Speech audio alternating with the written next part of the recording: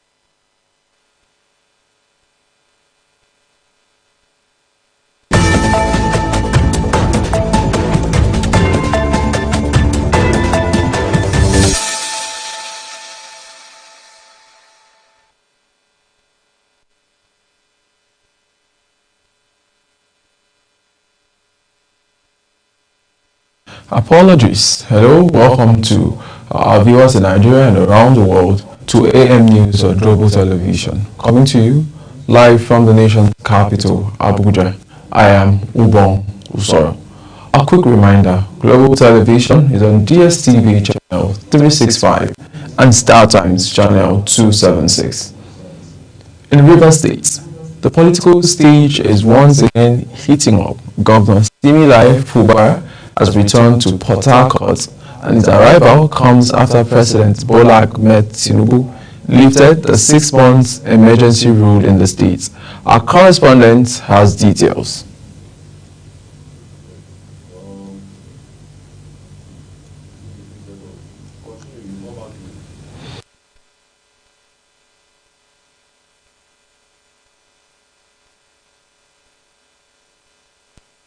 Viral hemorrhagic fever in Abuja have tested negative for both Ebola virus disease and Marburg disease.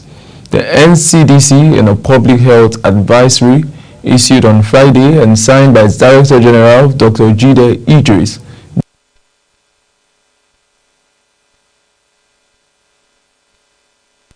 fever and dengue fever. The advisory comes amid public concern and speculation following reports of suspected viral hemorrhagic fever cases in Abuja. Benue State is charting a new course into digital age. Since assuming office, Governor Alia has placed technology at the heart of governance. In this special report, we trace that journey and spotlight its latest milestone with our Benue State correspondent Felicity Ndere. Residents of the Federal Capital Territory are set to enjoy smoother connectivity as the federal government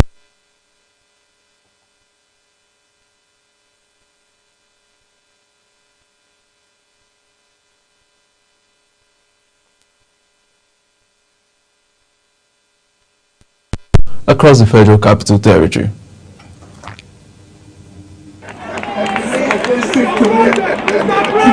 The official flag-up in Abuja drew dignitaries, stakeholders, and community leaders who commended President Bola Tinubu for prioritizing infrastructure renewal in the FCT. Executive Secretary of the FCT administration, Richard Dauda, explained that the dualized road project will come with parking spaces and other essential facilities. He stressed that the road, once completed, will ease mobility, reduce traffic congestion, and stimulate economic activities in adjoining districts. The FCT administration, in its commitment to enhancing efficient road network and resolving traffic connectivity challenges, and to support the long-term urban growth of the Federal Capital City, in accordance with the Abuja Master Plan, processed the construction of the arterial road N1, which is the Olusegun Obasanjo Way, from Wuye District to Ring Road 2 within the city. The FCT Minister Nyesom Wike described the road as part of the federal government vision to restore Abuja's master plan and position the city among the world's most modern capitals. He added that the contractors will also maintain and monitor the project for 4 years after completion. To support and help Mr. President to achieve for this country to get to where we do something and know that we are doing it for the interest of Nigeria and for Nigerians. It's very, very key. The company handling the project assured timely delivery and international quality standard. We assure you of our commitment to delivering quality infrastructure that meets the highest standard. We will work diligently to ensure the project is completed on time.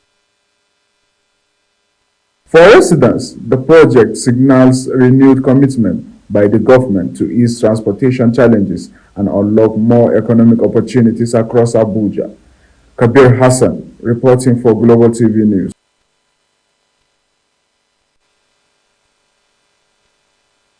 Governor Similaye Fubara, who's returned to Port Harcourt. Now let's have the report. At exactly 11:55 a.m., the governor's aircraft touched down at the Port Harcourt International Airport, Omangwa. On the ground, an eager crowd had been waiting, supporters chanting, waving placards, and straining for a glimpse of their governor. Cheers erupt as Governor Fubara stepped out of the aircraft, his presence stirring emotions among the people who see him as a symbol of resilience in a stormy political climate. This homecoming comes just a day after reports that the Rivers State House of Assembly reconvened, yet another twist in the unfolding political saga of Rivers State. For now, Fubara's return raises more questions than answers. What role will he play in the days ahead? And how will Rivers State politics unfold after months of uncertainty? Ubong Osoro for Global Television. Alright, so Benue State is charting a new course into digital age. Our correspondent Felicity Ndere did a special report for us and would like to bring it to you now.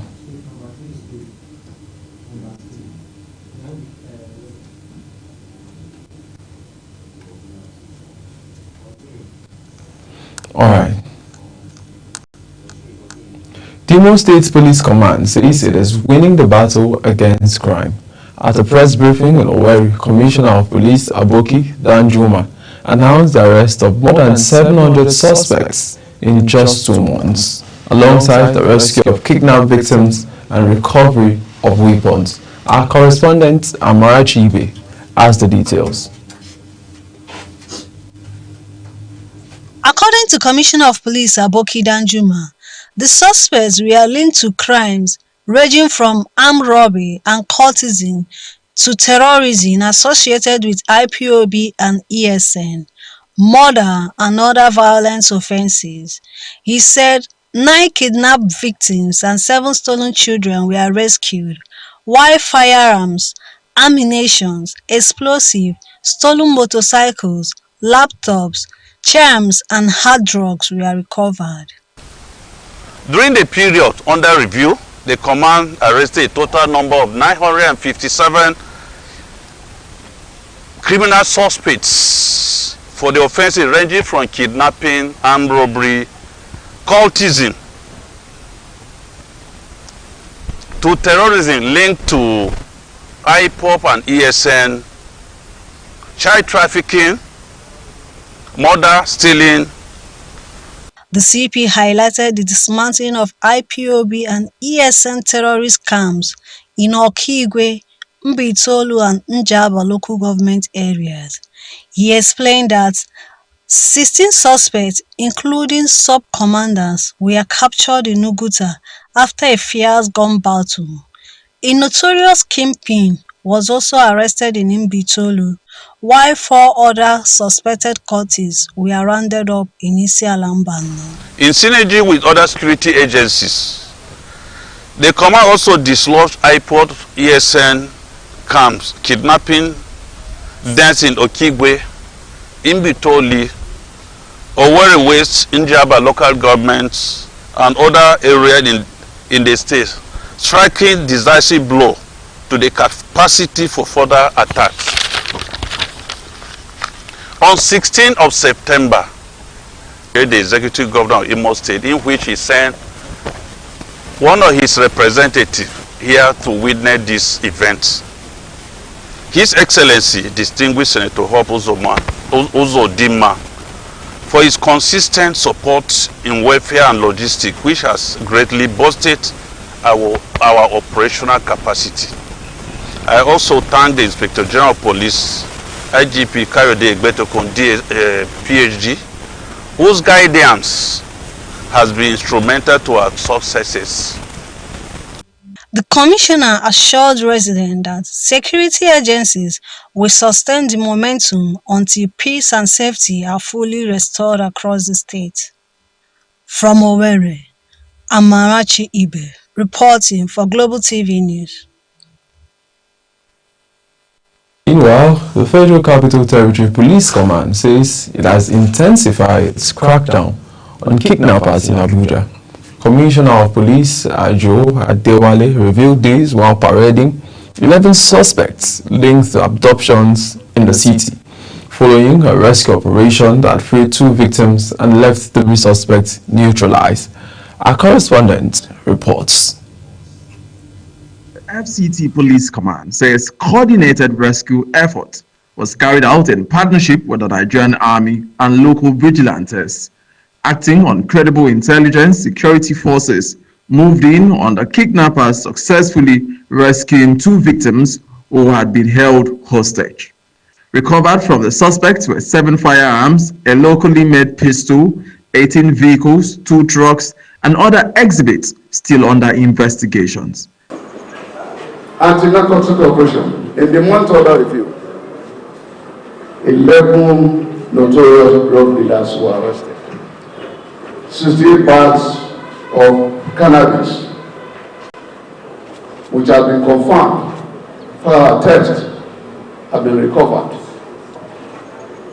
The commissioner emphasized that the police will not relent in their efforts to rid Abuja of criminal gangs. We are winning the war against one-chance criminals. We were able to bust 3 syndicates within the time under review. 115 ATM cards were recovered from this criminal. He appealed to residents to cooperate with security agencies by reporting suspicious activities in their communities, stressing that vigilance and collaboration remains key to defeating crime in the FCT. Ubon Usoro for Global Television. Adija Local Government Council of Jigawa says it has commenced the construction of 3-kilometer tunnel to create way for excess water from a pond to River Adija. The council's information officer, Mohammed Talaki, made this known in a statement made to the News Agency of Nigeria in Dutse.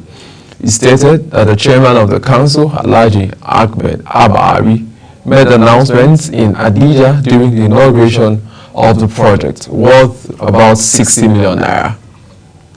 In many Nigerian homes today, English has become the first language for children, while native tongues are slowly fading away. The shift is sparking a concern about the future of Nigeria's rich linguistic and cultural heritage. Global Television's Priscilla Ovasi reports. Nigeria is home to over 500 languages, yet many are now endangered, with younger generations unable to speak or even understand their mother tongue. Experts warn that losing language also means losing culture, traditions, and identity. Some parents told Global Television that urbanization, modern lifestyle, and intertribal marriages are making it harder for children to learn their local languages. I used to hear. I can hear very well, but I cannot speak it that much because I didn't go in my place. So, in the 80s and early 90s, you discover that our setting is communal in nature. You see about 1,000 people, they are the same tribe, settling in one place, speaking one languages. But now that we are in the city, that is not the case. The issue have changed. Igbo, Yoruba, and so many other tribes mixed together. I'm from Anambra State. My wife is from a different language. Myself, I'm from a different language. So, it can be tricky. Naturally, kids would learn language when they hear their parents speak. But because of that dichotomy, that language difference, so we tend to speak in a middle ground language like English. But I take it outside my own comfort zone to teach them my language. I send them to their grandparents' house. So, as it stands, at least my kids find it fun to make attempts to speak Igbo language. So Language experts also point to the influence of schools and media in shaping communication habits. They warn that without deliberate efforts, many Nigerian languages could disappear within a generation. The question remains, will Nigeria's next generation inherit their mother tongues, or will these languages vanish into history? Priscilla Obasi, Global Television News.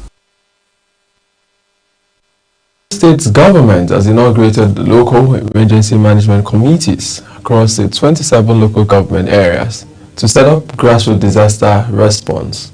The ceremony took place in Owerri, the state's capital. Amarachi Ibe has details. Seated in the hall were men and women drawn from the 27 local councils, selected to serve as emergency committee members in their communities. The two-day workshop themed Flood Warning Preparedness and Disaster Management also featured the formal inauguration of the committee. On behalf of His Excellency Senator Hope Uzodinma, who is my boss, and the governor of Imo State, I hereby inaugurate you. Declaring the event open on behalf of Governor Hope Uzodinma, Secretary to the State Government Cosmos Iwu reaffirmed government's commitment to grassroots resilience. So the importance of this thing is to educate them, because most of this problem is lack of awareness. Okay. Now they are aware now. They will be educated, they will be instructed, they will be equipped to handle this minor environmental issue themselves before it occurs. The preventive measure, so they don't have to wait before they take action. Permanent Secretary Economic Affairs Bureau Joseph Odemenam, in his overview, said the training will equip stakeholders with knowledge and tools for effective disaster management. And civil society organization. The local government management committee will evolve into vibrant platforms for safeguarding life, protecting livelihoods, and promoting resilience community throughout Imo State. Goodwill messages came from Association of Local Governments of Nigeria, Imo State, and the National Emergency Management Agency, Enugu Zonal Office, pleading partnership with the state in disaster preparedness. As Argon Chairman of the state, I assure you, Your Excellency, that we will carry this responsibility with seriousness and dedication. Therefore, I don't want to say much than to thank the government and people of Imo State for establishing the local emergency management committees. Participants are expected to take the lesson back to their local government and serve on the front line of emergency response. From Owerri, Amarachi Ibe, reporting for Global TV News. You're watching the live broadcast of AM News on Global Television. When AM News returns, Luke Berry orders call for energy sustainability. Details coming shortly, plus foreign sports stories and other stories on the other side of this break. Please stay with us.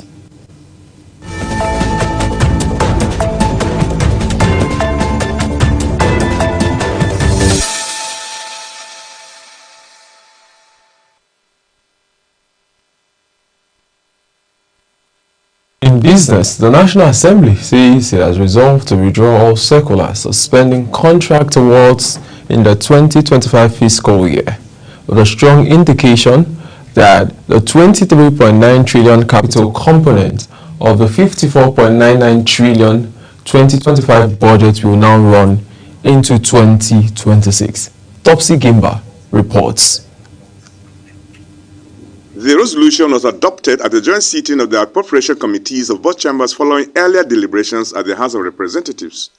At the Senate, the chairman Senate Committee on the Appropriation Committee, Solomon Lamilekon Adiola, read the resolution confirming that the capital component of 2024 budget will continue until December 31st, 2025, while implementation of 2025 capital component will commence immediately with the authority to incur expenditure issued within 7 days. For us to assess the budget performance of 2024 budget, as well as the implementation level of 2025 budgets. And before now, while on recess, the two committee chairmen of both the Senate and the House have done a lot of groundwork, speaking with the executive and the economic team. Present at the joint session with lawmakers were key members of the federal government's economic team. The session later went into a closed-door meeting after the adoption of the resolution without any opposition from the economic team. Topsy Gimba, reporting for Global Television News. A judicial commission set up by South Africa's President Cyril Ramaphosa to investigate explosive claims by a top police officer linking politicians to criminal gangs has begun its public hearings weeks after a delayed start.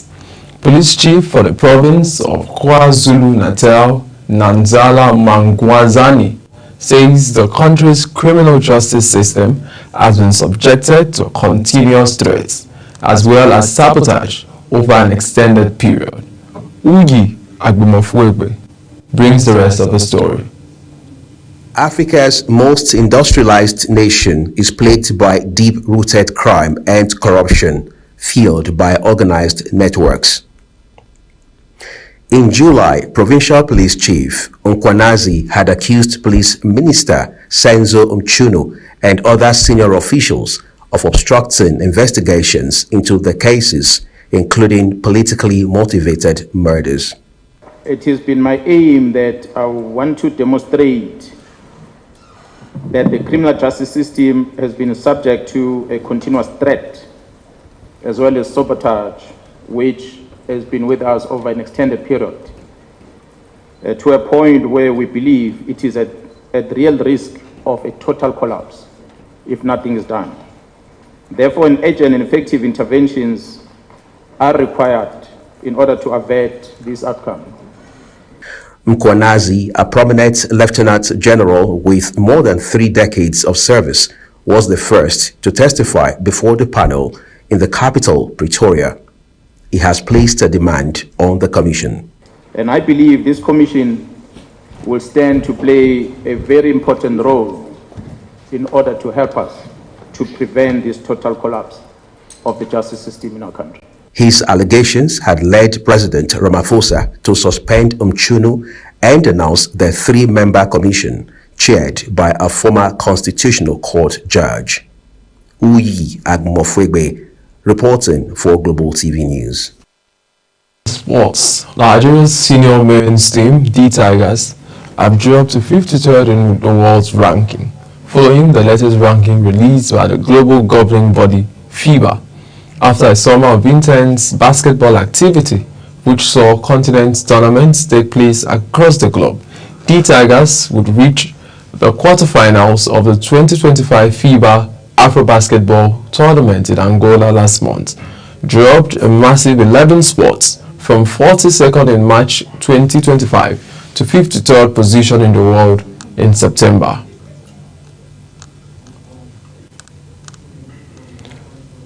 As Global Television's AM News comes to an end, let's take a look at the top stories. We told you that River State's political stage is once again heating up, with Governor Similayo Fubara having returned to Port Harcourt, and his arrival comes after President Bola Ahmed Tinubu lifted the 6-month emergency rule in the state. And in business, the Central Bank of Nigeria's Monetary Policy Committee is expected to lower the monetary policy rate by 25 to 50 basis points at its 302nd meeting scheduled for September the 22nd to 23rd, 2025. On the foreign scene, a judiciary commission set up by South Africa's President Cyril Ramaphosa to investigate explosive claims by a top police officer linking politicians to criminal gangs has begun its public hearings, weeks after a delayed start. And that's it on AM News. A quick reminder, Global Television is on DSTV channels 365 and Star Times 276. Kindly follow us across all social media platforms now showing on your screen using at Global TV NG. I am Ubon Usoro. Bye for now.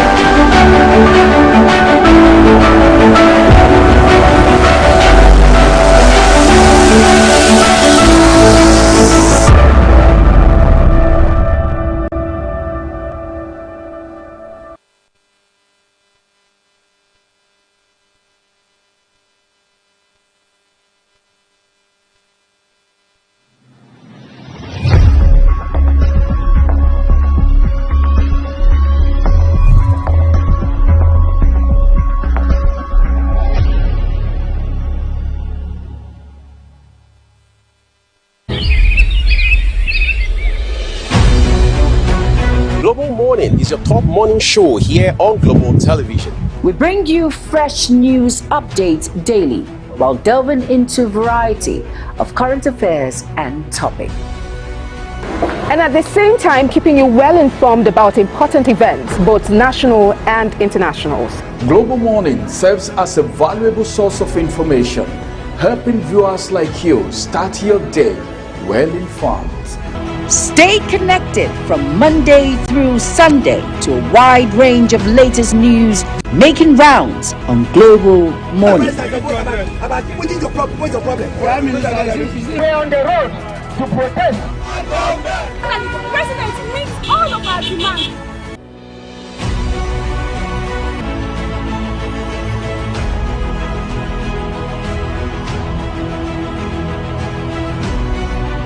This is Global Morning.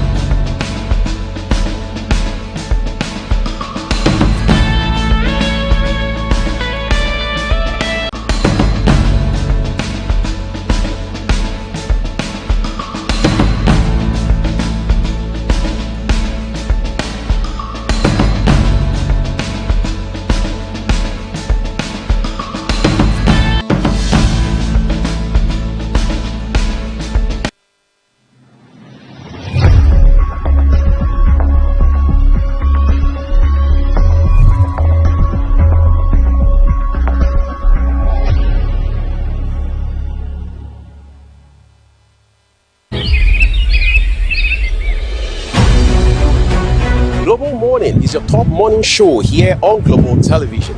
We bring you fresh news updates daily while delving into a variety of current affairs and topics. And at the same time, keeping you well informed about important events, both national and international. Global Morning serves as a valuable source of information, helping viewers like you start your day well informed. Stay connected from Monday through Sunday to a wide range of latest news making rounds on Global Morning. What is your problem? What's your problem? We're on the road to protest. And the president meets all of our demands.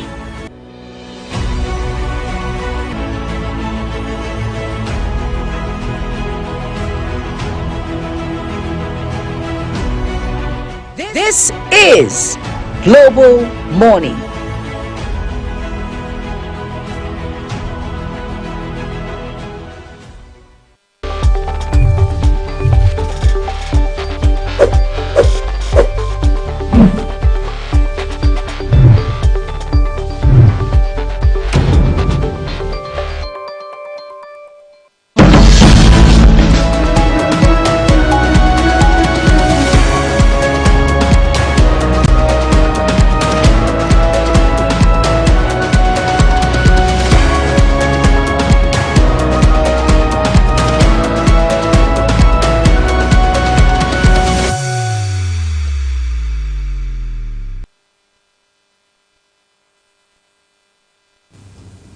Of course, it's another Saturday, wonderful Saturday. Good morning to all our viewers in Nigeria and around the world. It's another edition of the weekend episode of Global Morning. My name is Sadia Yakubu Yahya, and how's your weekend going?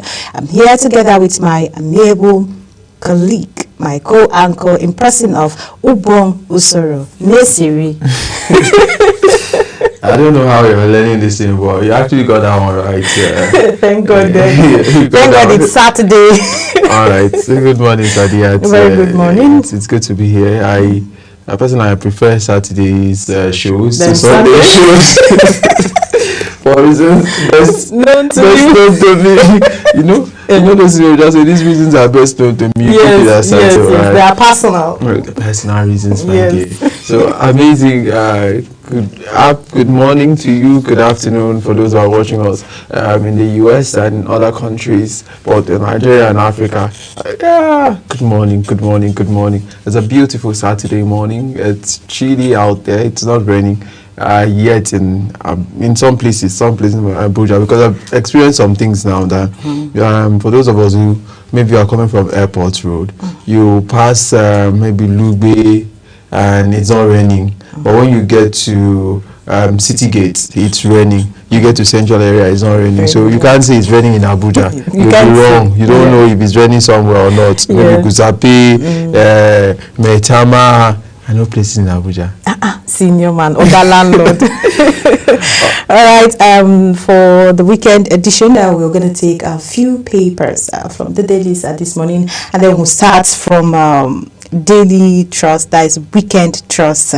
And the top story says, who succeeds Yakubu as INEC chairman? Who succeeds Yakubu as the Independent National Electoral Commission's chairman?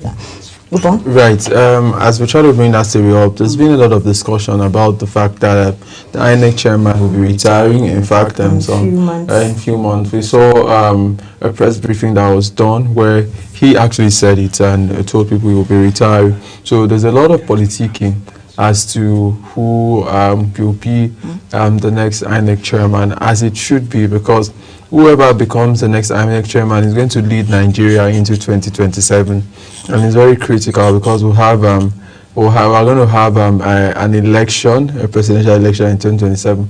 But more so, in a country like Nigeria, you get to wonder, why are people interested in who heads a particular institution of government? It still talks about government inefficiency. It still talks about our institutions are not built to work irrespective of people.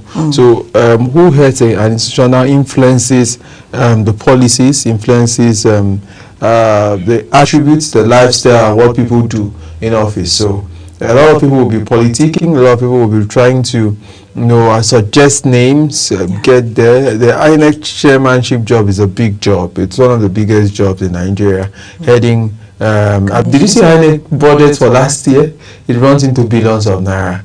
It's not your money, but being able to appropriate that fund, being able to, so it's a big responsibility, and a lot of people will be jostling to be INEC chairman. I know if you are called Sadiya Yakubu, come and be INEC chairman, I know you won't say no. Why would I say no? It's service to nation, my right? mom and you as well will be very proud of me. Yeah, of course I'll be proud of you. It's service to nation. Yeah. And sometimes some people say service to self, but I didn't say that.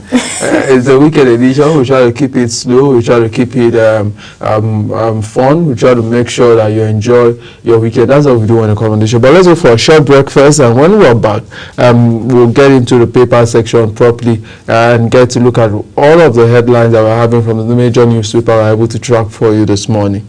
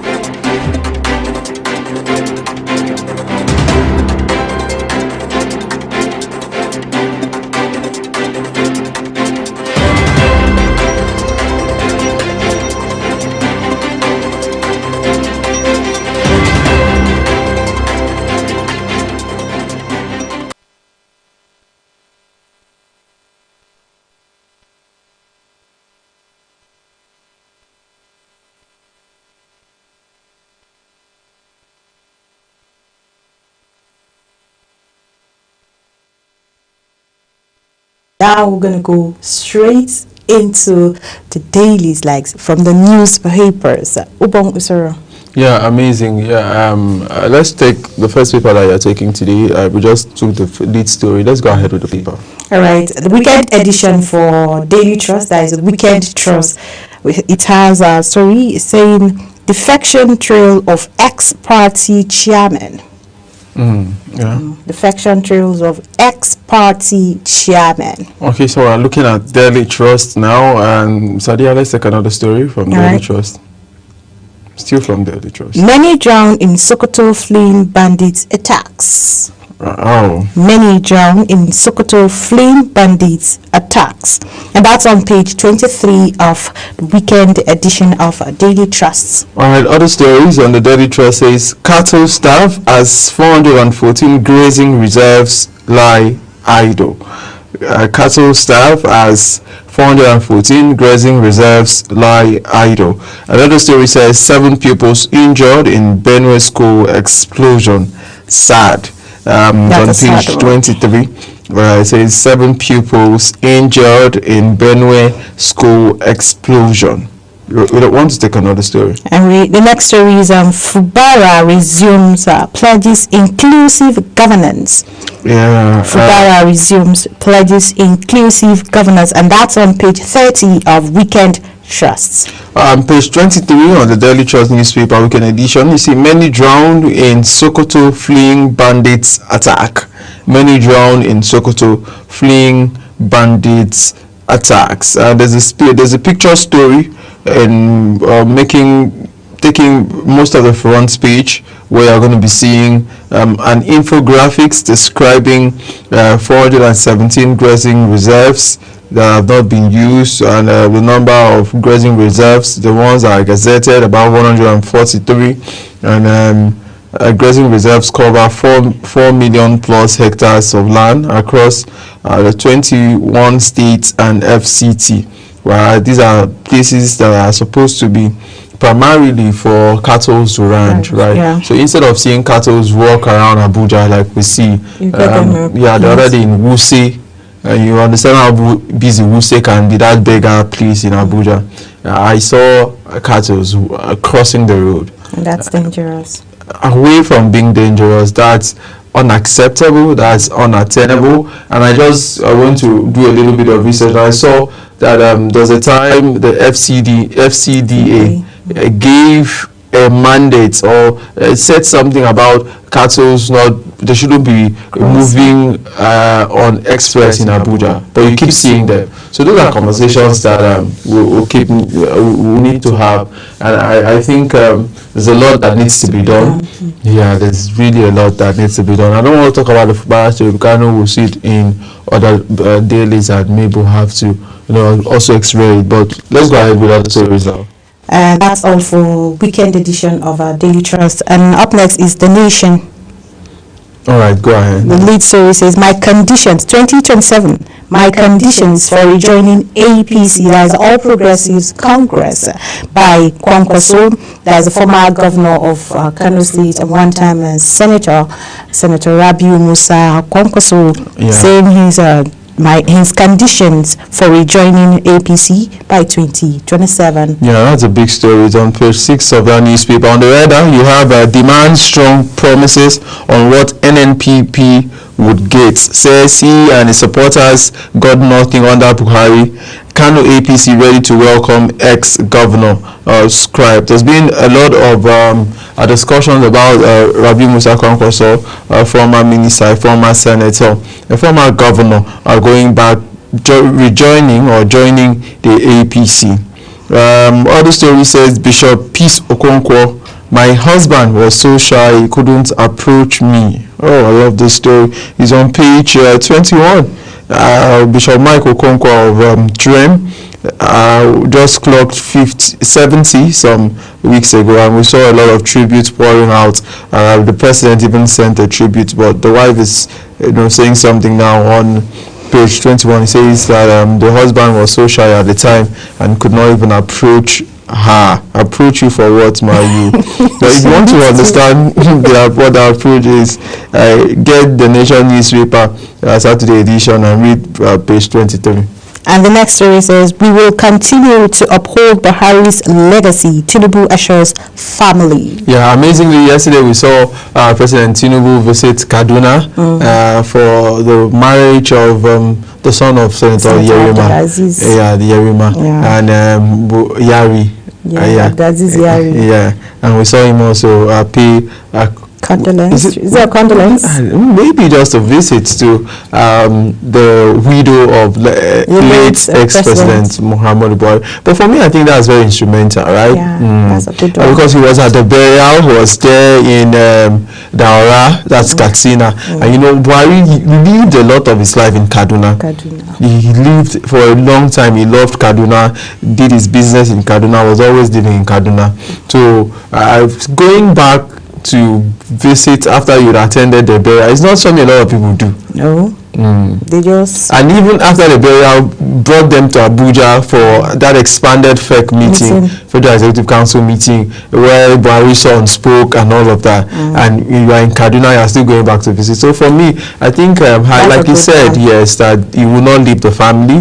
That's the family of senior brother, his friend and his brother. I think that shows some sort of companionship. But let's take other stories now. Another story says, how gentle Yahoo's reign of terror devastated Imo community. security. I'm going to speak a little bit on this story.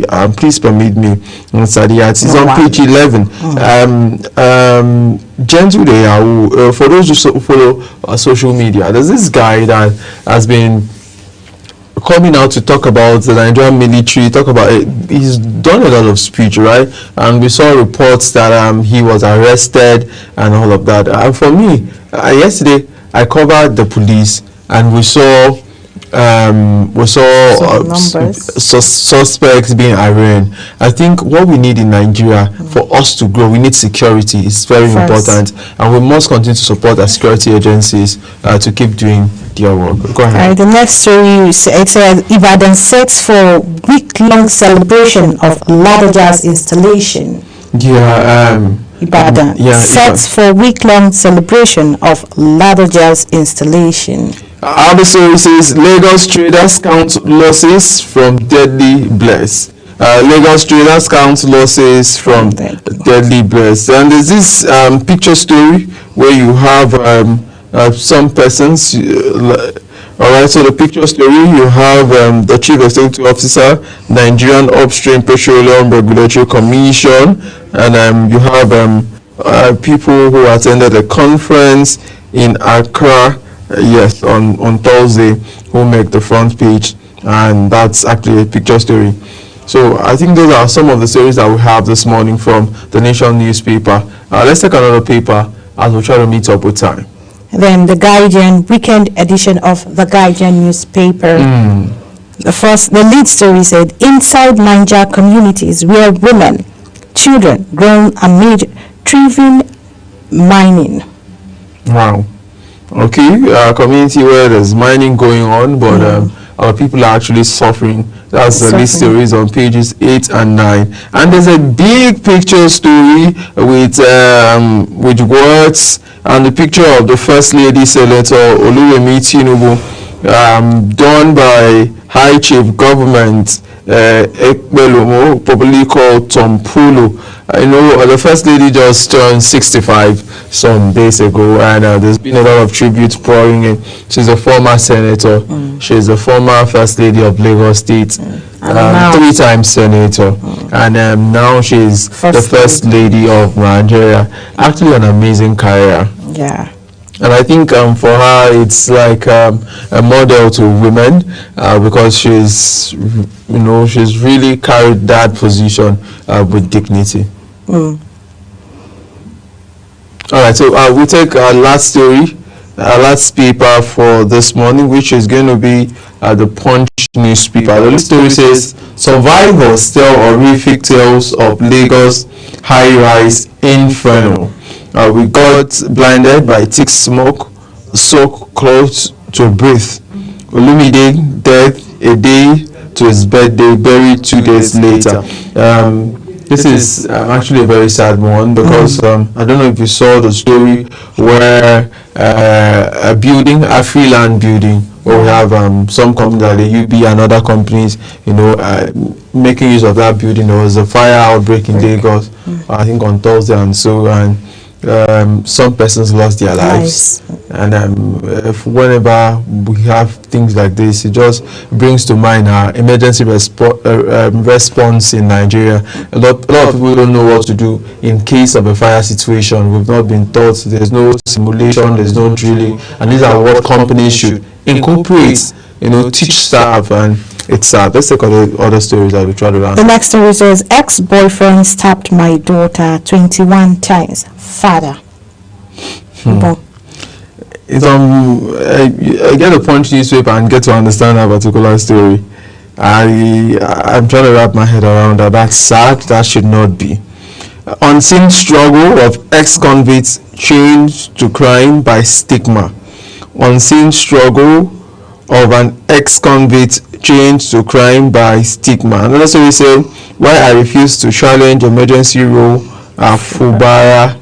Then the last story I'll be taking this morning says, tensions rocks Osun Council as Ataoja Oluwo battle for seniority. Alright, so these are some of the stories we can take this morning on the front pages of our newspaper. Like I say every morning when we come on this show, get across to your local vendor, get a copy of the newspaper, and get to read, get to understand, and get to have information. Information, they say, is power. Right, Sadiat. Let's go on a quick short break, and when we come back, we'll definitely continue. Don't go nowhere.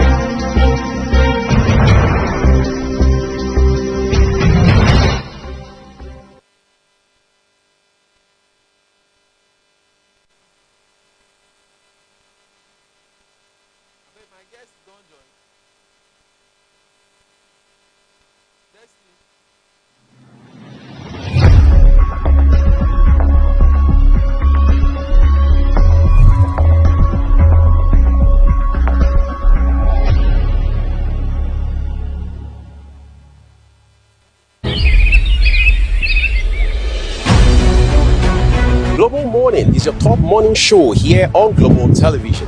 We bring you fresh news updates daily while delving into a variety of current affairs and topics.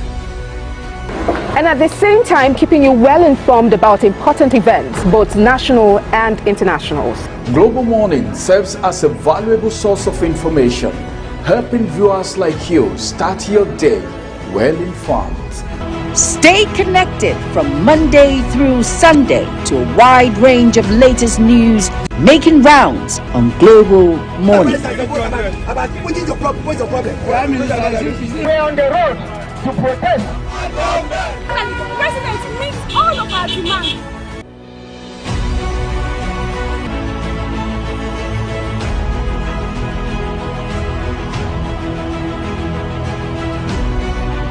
This is Global Morning.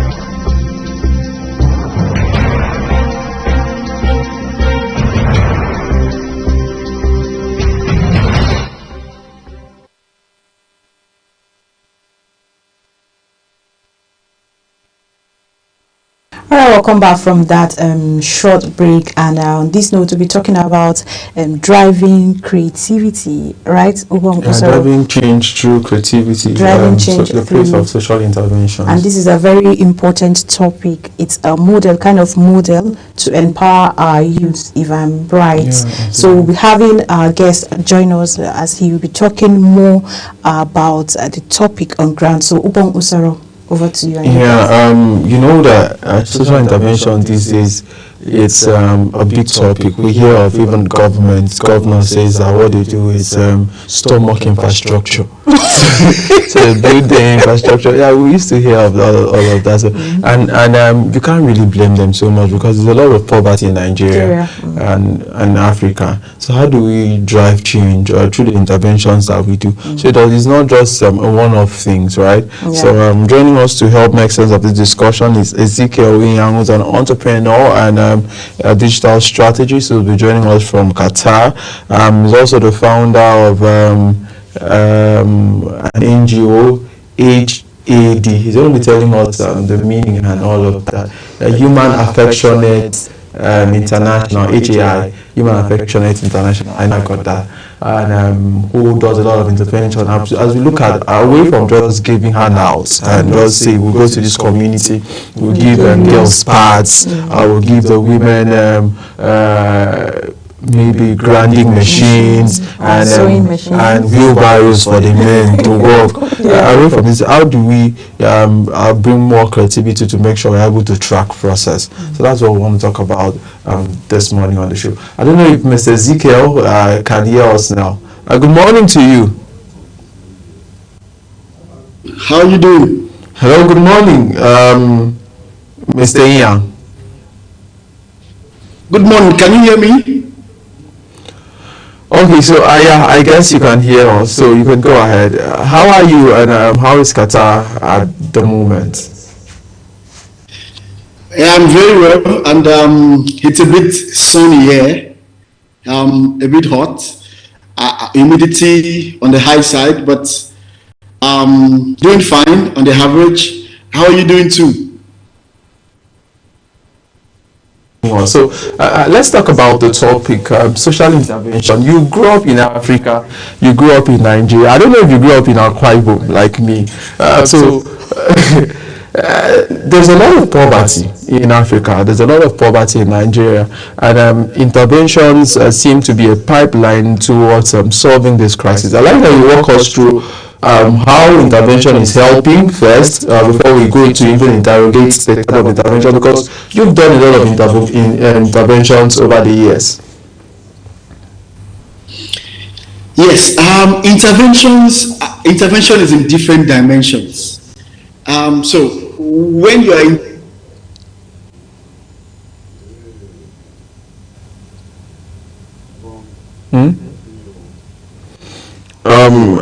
we're trying to bring Mr. Ezekiel back. I think we're having a little bit of issues, but let me return back to Sadiat in the studio as we try to get that fixed and get him join us again as we'll get to discuss the topic. Sadiat, have you been in a community where you have people come to share things, and maybe even for Christmas, because a lot of people come home and just give things, and you see people struggle for this thing, and it just pains to what is really happening. Social intervention, even listing as programs during burial ceremonies. People fight for it. Yeah, a ceremony where it's not meant to be celebrated. Occasion that is, am I saying, is it occasion? No, it's not occasion. An event. People fight for it. People fight for it. Government event. People fight for it. That's for 2,000. Yes. You say my leader, my name has not gone on the line. Okay, I think we'll have him back. Yeah, Mr. Ziga, go ahead with the thought. We lost you at some point.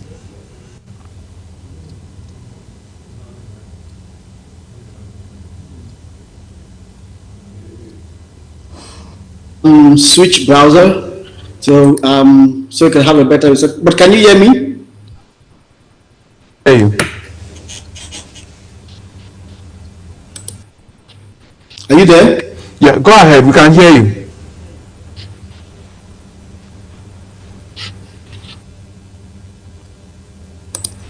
Okay, so I was talking about social intervention.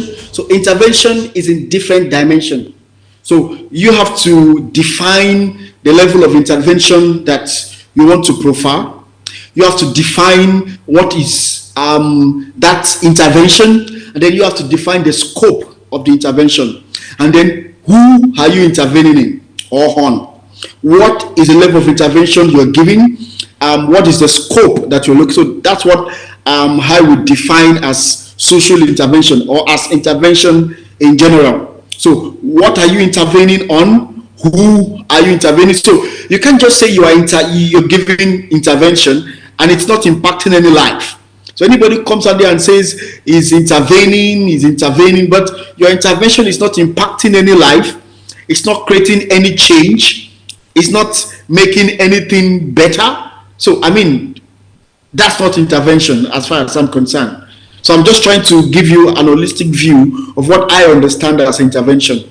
So looking at it in the digital or creative perspective, there are so many dimensions to that. Of course, I'm sure maybe we could go into that as we go on. Are you there? You help to make us understand what are the current needs of Africa, because you said the person must be specific. What are the current needs of our community of Nigeria specifically? Because I know that you've done some things in Abuja, in Lagos. What are some of the needs that you've seen in Africa, you've seen in Nigeria that merits intervention, and where do you think we can intervene more? So we are able to track our records and we're able to track our interventions at the end of the day. Because some people say education, out of school children, we have over, the last statistics I saw, over 15 million out of school children in Nigeria. That's worrisome. There's also an issue of gender problem. A lot of girls in the north especially are being sent to school. So where are you looking at this is very critical. These are sectors we need interventions now in Nigeria. Okay, now let me start from the grassroots. When I started Human Affection International, so it's actually Human Affection International. It's a charity foundation where we're targeting children who are underprivileged, children who are underserved, children who are being left in the cold, who can't go to school, who can. So we have identified a problem, and we're doing our best to solve it. Now, how did this come about? I grew up under quite a very unfair condition. My growing up wasn't so rosy and juicy. I grew up in a family, my dad, my mom, and 4 kids, and all of us in one-room apartment. I mean, growing up in that condition. And then maybe at one point we moved to 2 rooms, you know, and then when I was very young, whenever rain falls, my entire house becomes flooded. Our house gets flooded. It was a slummy kind of situation, you know. And then at some point in our lives, you know, you find struggles, you find harsh situations, you find things that you can't even explain. Those were the drive. So I told myself, oh, that God, you bring me out of this situation, I will help as many as possible. So what we are doing now in Human Affection International is we are identifying children who are in need of immediate intervention. Many of these children, like, if you don't quickly intervene in their lives, like, things could go very bad, extremely bad. So what we're doing is for you, it is children that need the children that the government and individuals like yourself who's been blessed should intervene more. I'll allow my colleague to ask a few questions before I come back to you. All right, so quick one. Good morning. His name again, Ubon. Iyan, Mr. Iyan, good morning.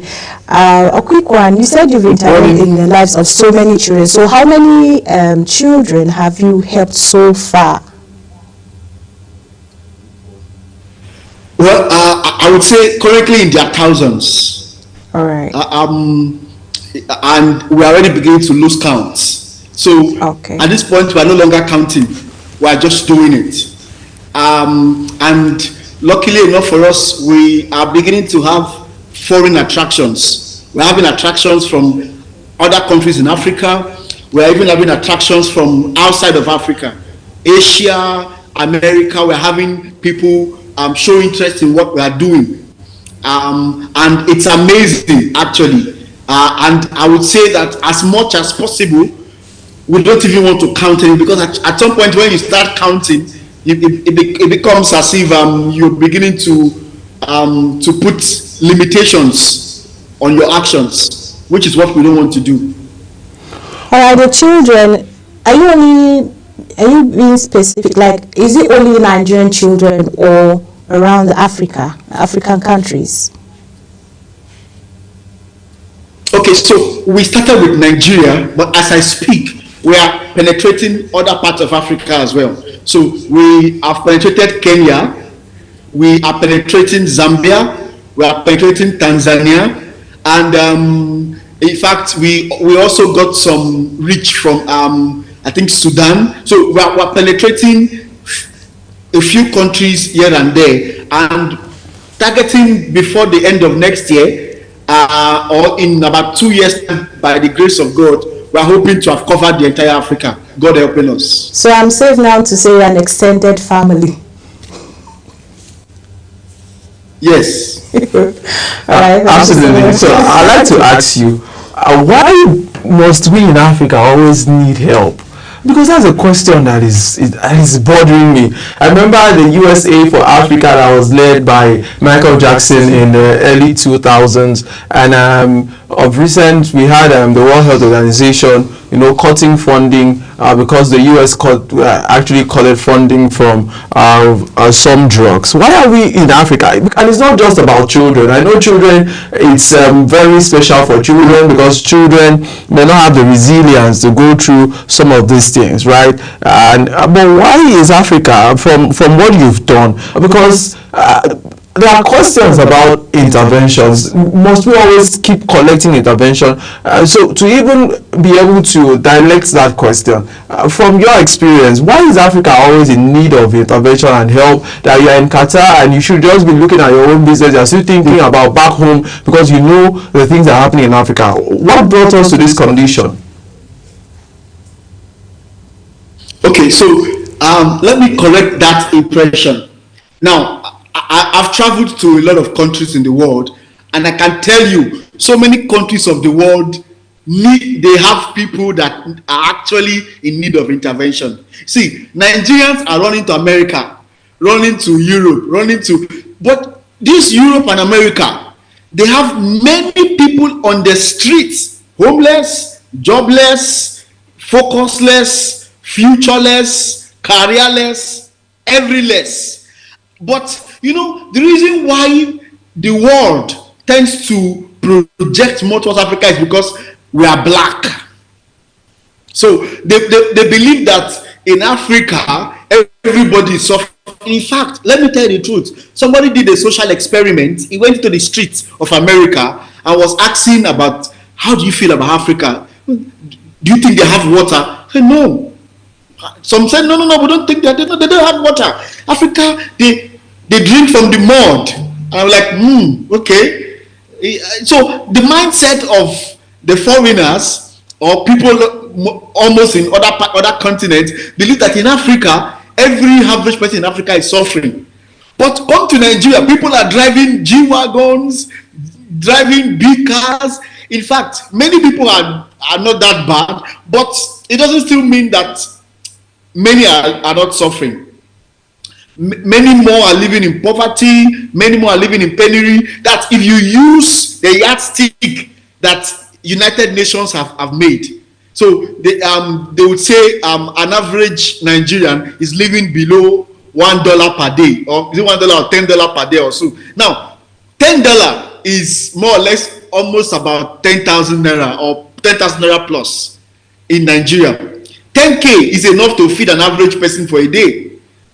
So, but their own yardstick, it's more like it's poverty. But to Africa, It's not extreme poverty, but though it's poverty. So people are poor everywhere in the world. People are suffering, but the fact that everybody is focusing on Africa as the poor place, well, I would say it's more like a tagged, raced, whatever. I mean, I would just put it in that category. But Africa needs help because, of course, we have a lot of underdevelopment.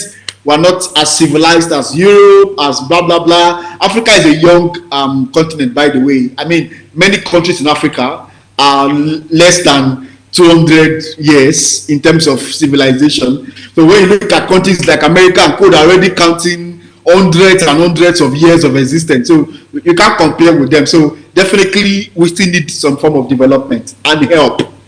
I think that's very expository as to the poverty needs all around the world, because I was checking at the number of, my colleague did a report on the number of millionaires we have in the US, and we saw that we have about 11,000 millionaires in a population of over 300 million plus, and in Nigeria we have over 300 million plus, and we don't have up to 5,000 millionaires, and it was worrisome.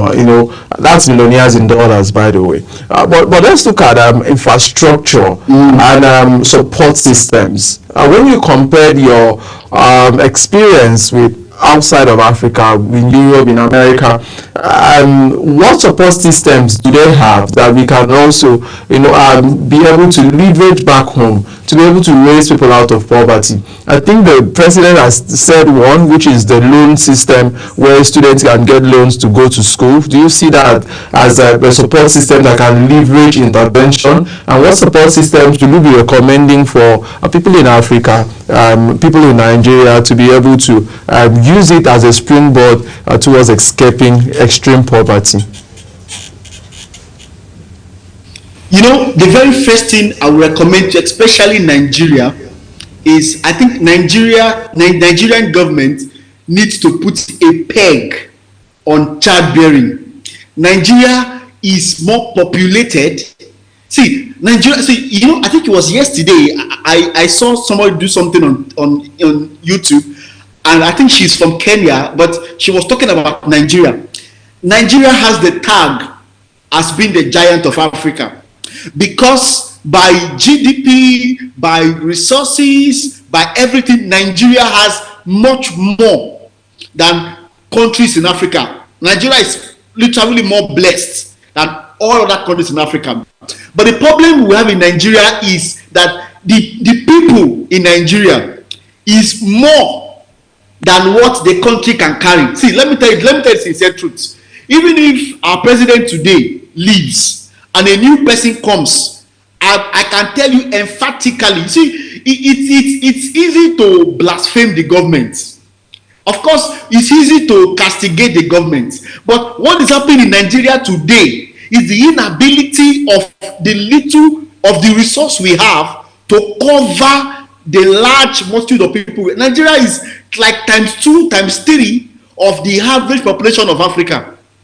So in the whole of Africa, Nigeria, in fact, I think Kenya was still like around 40 million people or 50 million or thereabouts. I can't remember, but less than 100 million. Nigeria is already going to almost 300 million already. That's almost more than ×3. So one thing I would advise that we can use to curtail this impact is, number one, put a regulation on childbearing. At least let's start regulating the population of the country first. China has one of the largest population in the world, and India. But look at China. China has more than enough resource to cater for its population, and they are doing it very effectively. Over 1 billion people, they are catering for them. They are catering for them. India got affected. Now, India, to be sincere with India, is almost having a similar problem like Nigeria. That's why, you know what India government is now doing? India government is sponsoring their citizens to go to different parts of the world, study. That's why today, if an Indian young man wants to go and study in America, I was informed by the Indians I have close to me, that the government will give him or her loan, funds, go to America, go and study. Go to Britain, go to UK, go anywhere you want to go. So the government is helping to curtail that, giving their citizens resource to go out and be whatever they want to be. At the same time, also reducing the load on the country. Because let me tell you the truth, you think Nigerians are everywhere. Indians are more across the world in different countries than Nigerians are scattered here. Indians are more scattered because their government is pushing them out to go and explore and sponsoring them to that because they want to reduce the load on the country. So giving loans to students inside Nigeria, I don't think that will solve our problem. Because number one, these loans, by the time they finish their schooling in Nigeria, how would they pay for that loan still in Nigeria? It's not going to work. And by the way, I was even told that the conditions to get the loan is more like neck breaking. So I don't think an average right thinking youth will walk right into that kind of condition and take that loan to study in Nigeria. So I mean, there are so many commas in this process. Please you stay with us. We'll go for a short break, and when we're back, we'll still keep having you on the show as you share your wealth of experience with us, because this is an issue that is really troubling, and we must have insightful conversations on this issue. Thank you so much for joining us. We'll go for a break, and when we're back, I will keep talking about social intervention and what we can do to do better, bringing in creativity. Thank you. Let's go for this break.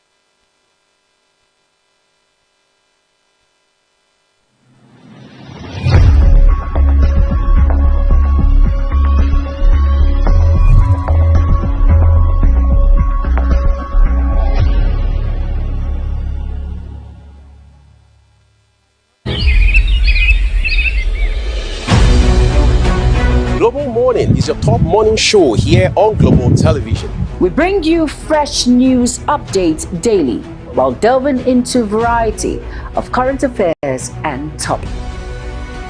And at the same time, keeping you well informed about important events, both national and international. Global Morning serves as a valuable source of information, helping viewers like you start your day well informed. Stay connected from Monday through Sunday to a wide range of latest news making rounds on Global Morning. What is your problem? What's your problem? We're on the road to protest.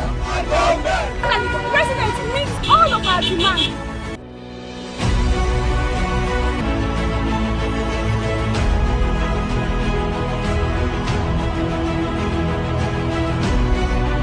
This is Global Morning.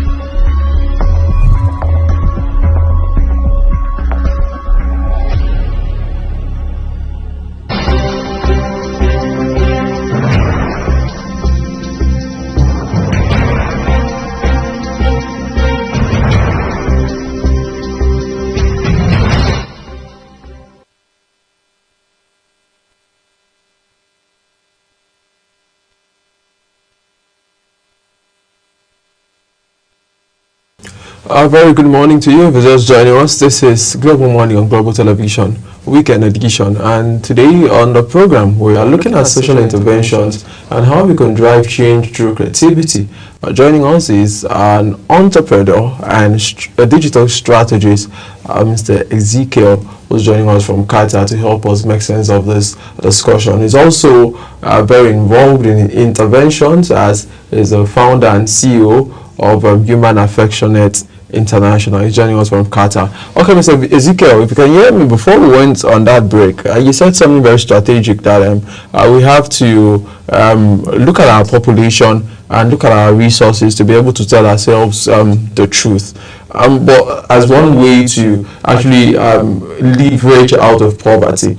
But there are conversations around some platforms, for instance, some support systems that could help leverage people, maybe banks, maybe small scale, medium enterprises are springing up everywhere, maybe production. There's been a lot of talks about Nigeria going to production, so we don't have to be dependent. I like that you just share your thoughts on some things that come to your mind as to what can make Nigeria more stabilized, more productive as to our youths having what to do, because you also talked about the fact that some could, after finishing school, not get jobs to do. I like that you put all of those into context.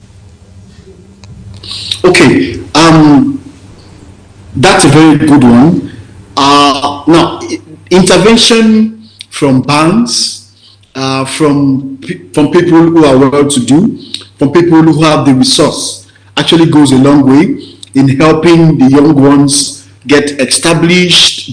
But there is a comma to that.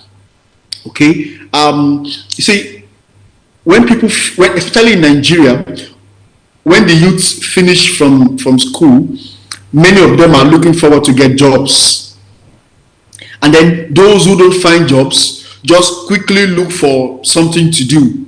And then maybe they start an entrepreneurship stuff and all that.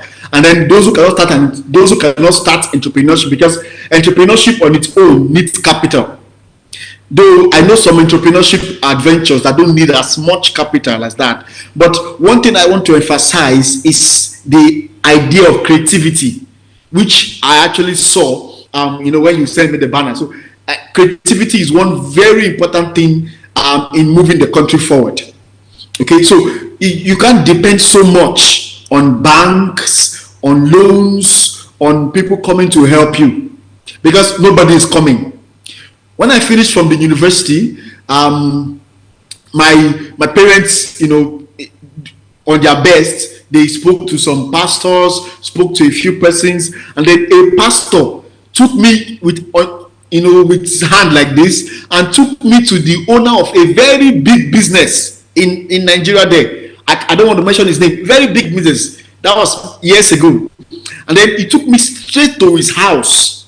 I met the man face to face. We sat down, and then he asked me, what do I do? I told him, okay, what do you finish with? I told him, okay, can you do something? Let me see. Because I'm into IT. So I showed him what I could do. He was like, okay, nice. Okay, I'll fix you up somewhere. And maybe unless he wants to fix me up tomorrow or in my next world, because that fixing never came. And then somebody else took me again to another big man who had big. So where I'm going to is the earlier we begin to realize that nobody is coming to help you, the better. That way you would have a mindset. That's the first step towards creativity. You realize that most times people who are creative are people who come from a background of low privilege, people who were not very privileged in life. They get very creative because, you look at where you're coming from and you look at where you're going to, creativity will come. And that's one thing that I think will really drive change in Nigeria. Creativity. Now, when you talk about the idea of manufacturing things ourselves, producing things ourselves, it's very amazing. But the question now is, before you think about producing things yourself, even those who have the knowledge, the skills, skill, the ability to undo this production. Me and you know the struggles that they have to go through with governmental policies, governmental blockages. See, let's say for example, you want to build roads in a particular state, a particular community. Let me just give you a hint. Just to build, you want to use your own money to build that road for that community. I can tell you for free, many of these communities, you have to first go and pay the community leader. You pay him money because you want to build road. You have to settle some people. Settle this one. So for your own money you want to use to build road for them, you will not have to be settling people to get permission to use your own money to build roads. So these are the mindsets that is destroying Africa and destroying Nigeria. People are creative. Nigerians are very creative. Nigerians want to make impact. Nigerians want to do things, but there are so many bottlenecks, policies, restrictions, things that are just blocking, slowing, and on the long run, they just move out and then they carry their creativity, take it to America or take it to Europe, and then they go and do something there with it. These are the things that are really affecting the country. And if you see, even Dangote, who was trying to, he came out to say it himself. The bottlenecks he had to go through, the stress, the strain, everything. Look at even many great entrepreneurs in Nigeria are coming out to say this, that see, we want to do great things, but we are seeing so many bottlenecks. We have to go through hell just because we want to help the country. We want to invest in the country, but they are taking us through hell. And that should not be. And that thing is affecting even the younger generations. Those who want to be entrepreneurs, who want to make impact, they are being constrained by all these policies and all these things here and there. Those policies need to go first. Give people a smooth run. Somebody wants to start car business in the country. You import car into Nigeria. What you will pay to clear those things alone is enough to buy another car, buy more and more cars. Remove restrictions so that people can do business freely. And then the country will move forward. I believe so. Are you there? Can you walk us through some of the things you've done and some of the results you've recorded? Okay, yeah. So as a person, I would call myself a serial entrepreneur. I started. I have different investments in different, different portfolios, different parts. I have a platform called Lichtofast.com. Lichtofast is a platform where, in fact, most of the things I actually do are things I'm looking at how to ease up people's burden, and that's how creativity comes. Lichtofast.com is a platform where I created, and I have a couple of great guys who are working with me. That platform, we give discounts. So we have affiliated with all the top merchants across Africa and across the world. Amazon, Temu, Jumia, Konga, all of them. So we have affiliated with them, okay, and we are partnered with them, and then we get exclusive deals from them, and then we give to people for free. Go and shop on Temu, go and shop on Amazon, shop on AliExpress, and then we give you discounts. Go and shop as you want. That's one thing that I'm also doing through Lichtofast. Then I also have other platforms. I have this True Life Story blog, where I have a team of people who write amazing true life story. KnowEverything.com or .ng. That's the platform. I also run several YouTube channels. Monetize YouTube channels, producing revenue from them. I also have I run some other little investments. I run a farm as well. Farming is very important. Farming, because our president has been talking about Nigerians going back to farm. I remember President Muhammad Buhari talked about that. But I'd like to ask, as you do this investment in Nigeria and you have people in Nigeria work for you, what will you say about the the spirits, because some people complain that if you are not around and you don't have people to put eyes on your business, it's a struggle. I like that you talk about Nigerians doing interventions on your behalf. What has the experience been like working with people back home? Okay, well, you need to have the eyes of an eagle. So if you are abroad, you're outside Nigeria. Of course, I go to Nigeria frequently, or I mean, if I have to, and then you're outside Nigeria, and then you have businesses in Nigeria. You need to have, number one, the eyes of an eagle. Number two, you need to have divine wisdom. So wisdom that you can use to manage people management. So understanding people. That I'm far away, but sometimes when somebody is telling me something, I know when he or she is lying. I know when he or she is trying to maneuver, and I tell you, don't do this thing you are doing. Don't say this thing you are saying. Me and you know this thing you are saying is a lie. So, I mean, that's how to run a business from a distance. And one thing I would say is that I think many Nigerians in diaspora, Nigerians in different parts of the world are trying to do things like this, but I've heard some of them come online to say, oh, it crashed, it failed, they stole my money, they destroyed my business. I mean, it's one thing to have a business in Nigeria.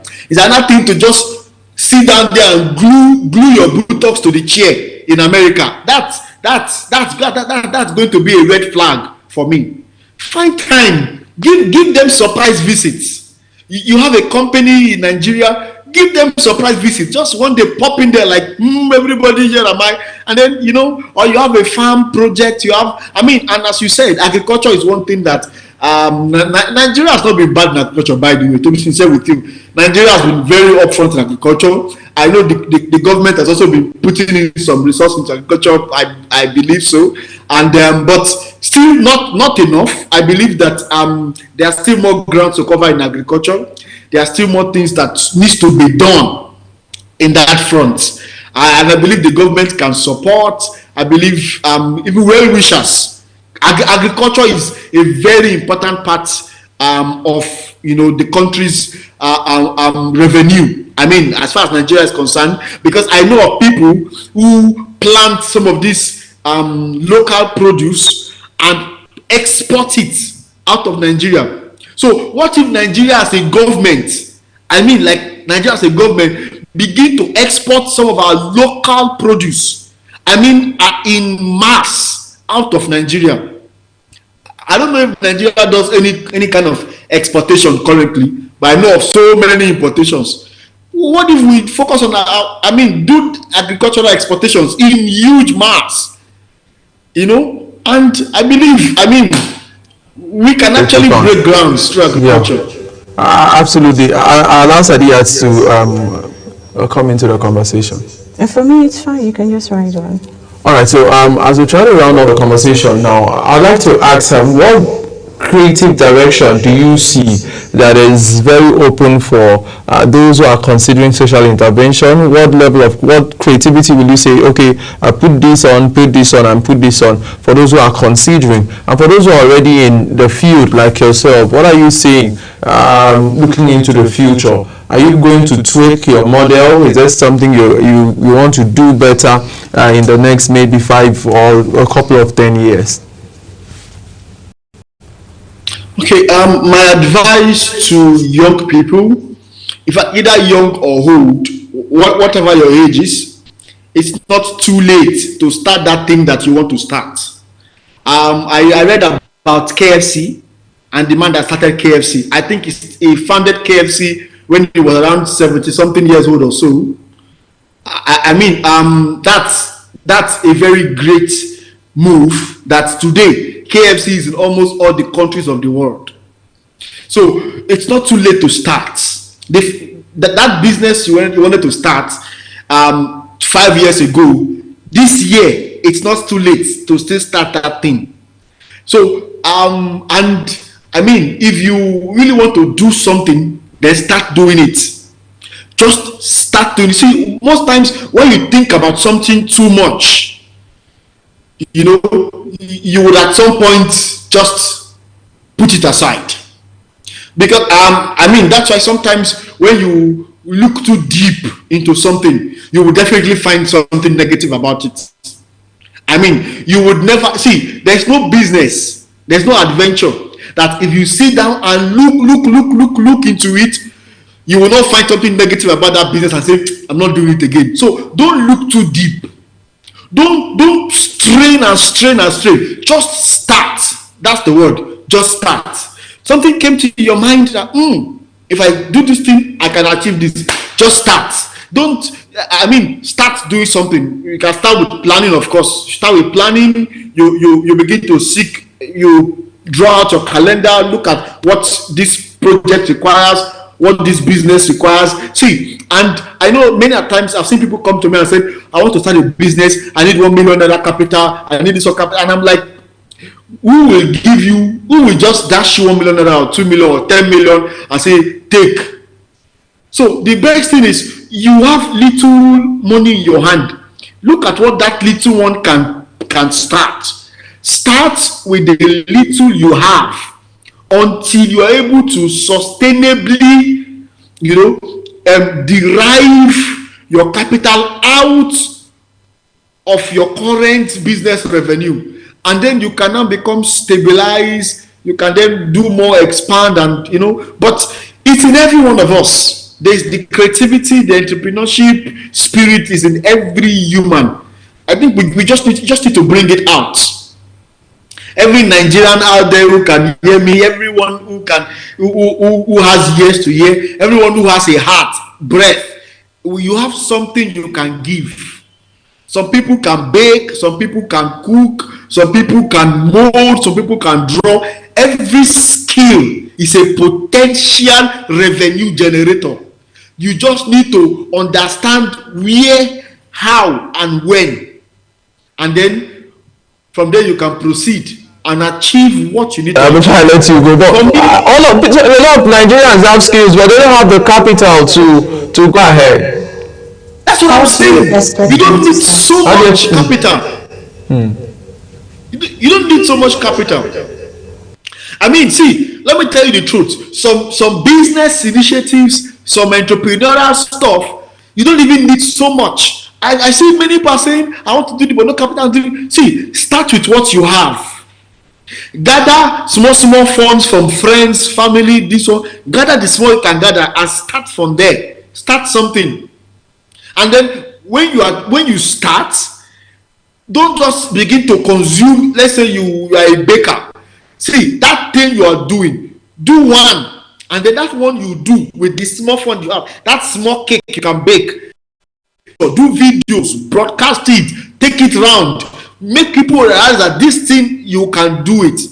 And sometimes offer to give your skill for free. You can bake cake. You want to start a baking business. Calm down. You don't have capital. Wait.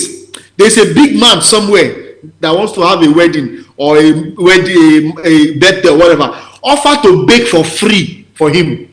You see, not everything needs to be paid for as an entrepreneur. Something you need to give it out for free, at least at the start. You see, because people will not know how authentic you are, your business, your skill, your whatever, until they taste it or until they try it. Give it for free. You talked about cake, and you should not be the one eating, just finishing all your products yourself.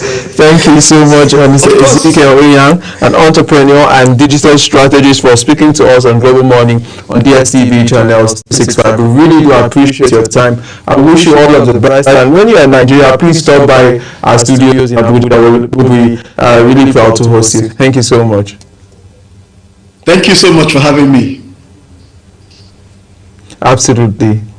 Okay, guys, so let's go for a short break, and when we're back, we'll get to our next discussion for this morning. This is Global Morning, our weekend edition, Saturday. My name is Ubong Osora, and I have the very delectable and beautiful Asadiat Yakubu, who's with me in the studio. Let's go for this break.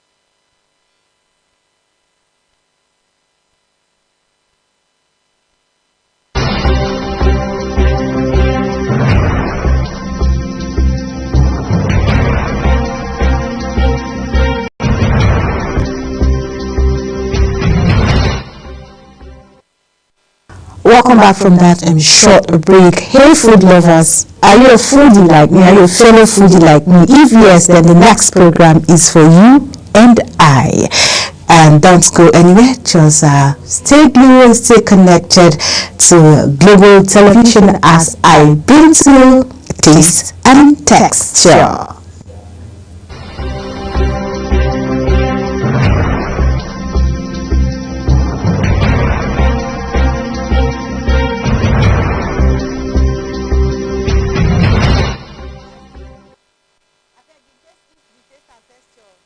Hello everyone and welcome to the program Taste and Texture. In today's episode of the program, we'll be preparing plantain frittata. I am Sadia Yakubu. Plantain frittata is the ultimate plantain and egg breakfast recipe. The sweetness of the plantains pairs so well with eggs and other ingredients. You will want to make this over and over again. Fried plantains and eggs is a popular African breakfast recipe. We love our sweet fried plantains and omelettes, also known as dodo, and eggs. Ingredients: fried plantains, few eggs, chopped onion, chopped garlic, chopped fresh tomatoes, chopped bell peppers, chopped sausage, either chicken or beef sausage, salt, seasoning cubes, and other spices, vegetables of your choice. Procedure: peel plantains, then cut into desired shapes of your choice. Place oil in a pan up to 2 to 3 inch and heat up to 325 degrees. Gently place the plantain slice into the oil, one at a time, then fry on one side for about 2 minutes. Flip to the other side and cook for another 2 minutes.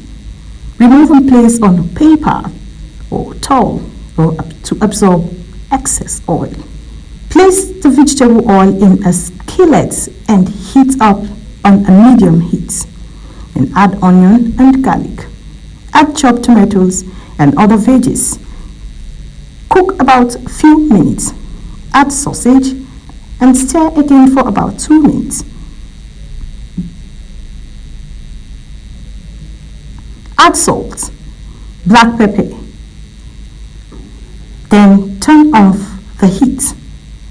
In a large bowl, crack all the eggs.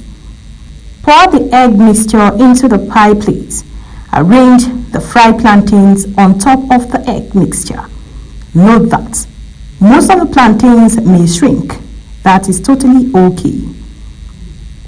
There we go. Plantain frittata is ready. That's it on today's episode of the program Taste and Texture. Hope you try this recipe in your various homes and hope you enjoyed the program. Join me same time next week for another episode of the program. I am Sadia Yakubu saying thank you for watching.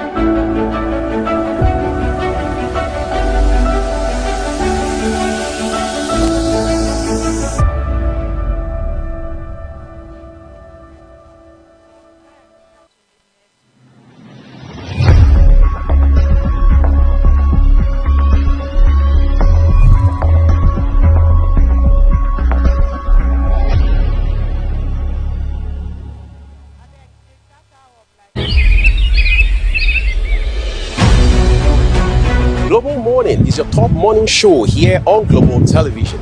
We bring you fresh news updates daily while delving into a variety of current affairs and topics. And at the same time, keeping you well informed about important events, both national and international. Global Morning serves as a valuable source of information, helping viewers like you start your day well informed. Stay connected from Monday through Sunday to a wide range of latest news making rounds on Global Morning. What is your problem? What's your problem? We're on the road to protest. And the president meets all of our demands.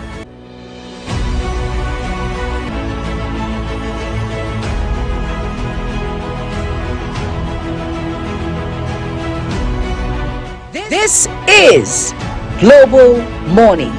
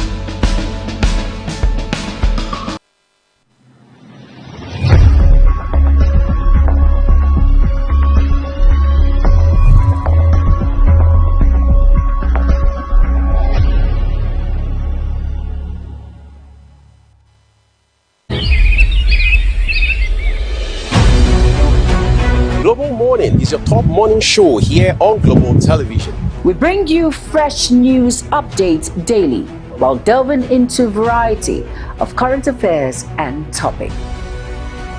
And at the same time, keeping you well informed about important events, both national and internationals. Global Morning serves as a valuable source of information, helping viewers like you start your day well informed. Stay connected from Monday through Sunday to a wide range of latest news making rounds on Global Morning. What is your problem? What's your problem? We're on the road to protest.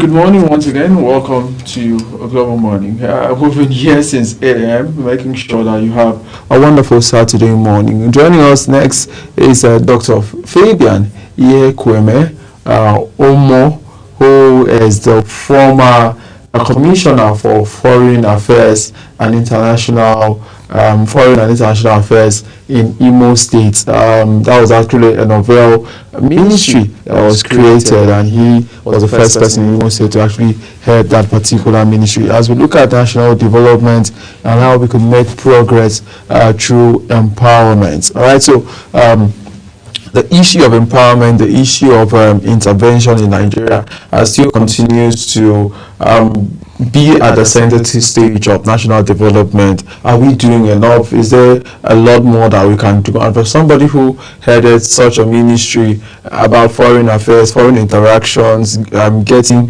things into Nigeria, he will share his wealth of experience with us as we learned this morning on the show, and we also have this very reasonable conversation about driving the country forward. All right, so let's see if we have Fabian Iyekweme, former commissioner for foreign affairs in Imo State, join us now. Good morning to you. I hope you hear me. Absolutely. Good morning to you.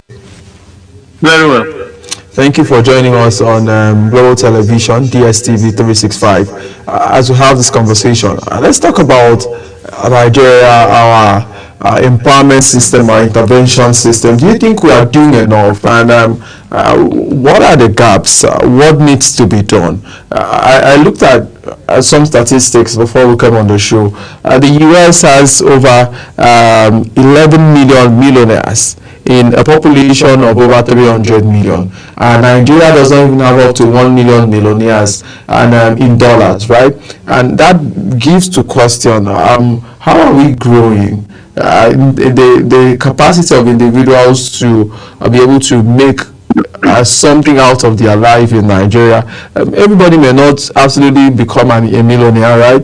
But at this point, there are also questions that we don't have the middle class again in the country. And what are some interventions and what are some empowerment that we could do to be able to narrow the gap and bring back the middle class and make sure that we have a robust economy? Well, thank you very much. When you say, are we doing enough? The statement means that probably we have been doing something, but it's not enough. But I can tell you authoritatively that we have not even started. We're not doing nothing. We are doing nothing. Nothing is happening in Nigeria. That is the basic truth. You see, let me say this. If you look at members of National Assembly, for instance, you look at the level of the kind of empowerment you see, you weep for this country. You look at the federal government, you look at the type of empowerment they do, you laugh. Nigeria is a joke, a complete joke. Let me say this. The essence of every government is to provide good living to the people. That is the basic standard. That's the essence of government, to provide good living to the people.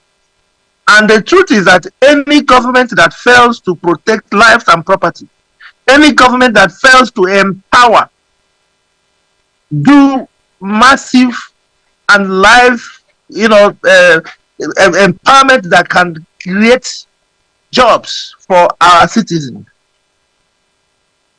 any government that cannot guarantee the welfare of its people is an irresponsible government. And I can tell you authoritatively that I have not seen any government, both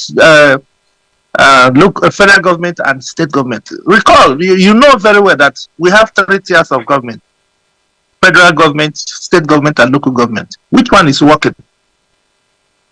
At times also, I feel a bit taken aback.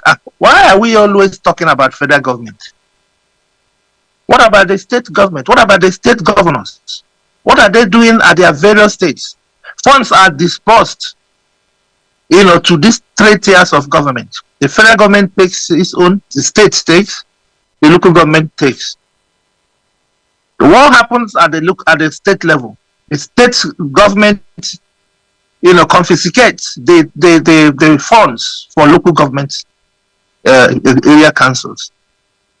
The money does not get to the local government, and the money for the state also, they don't utilize it properly. 60 to 70% of all the money disbursed at the state level are embezzled.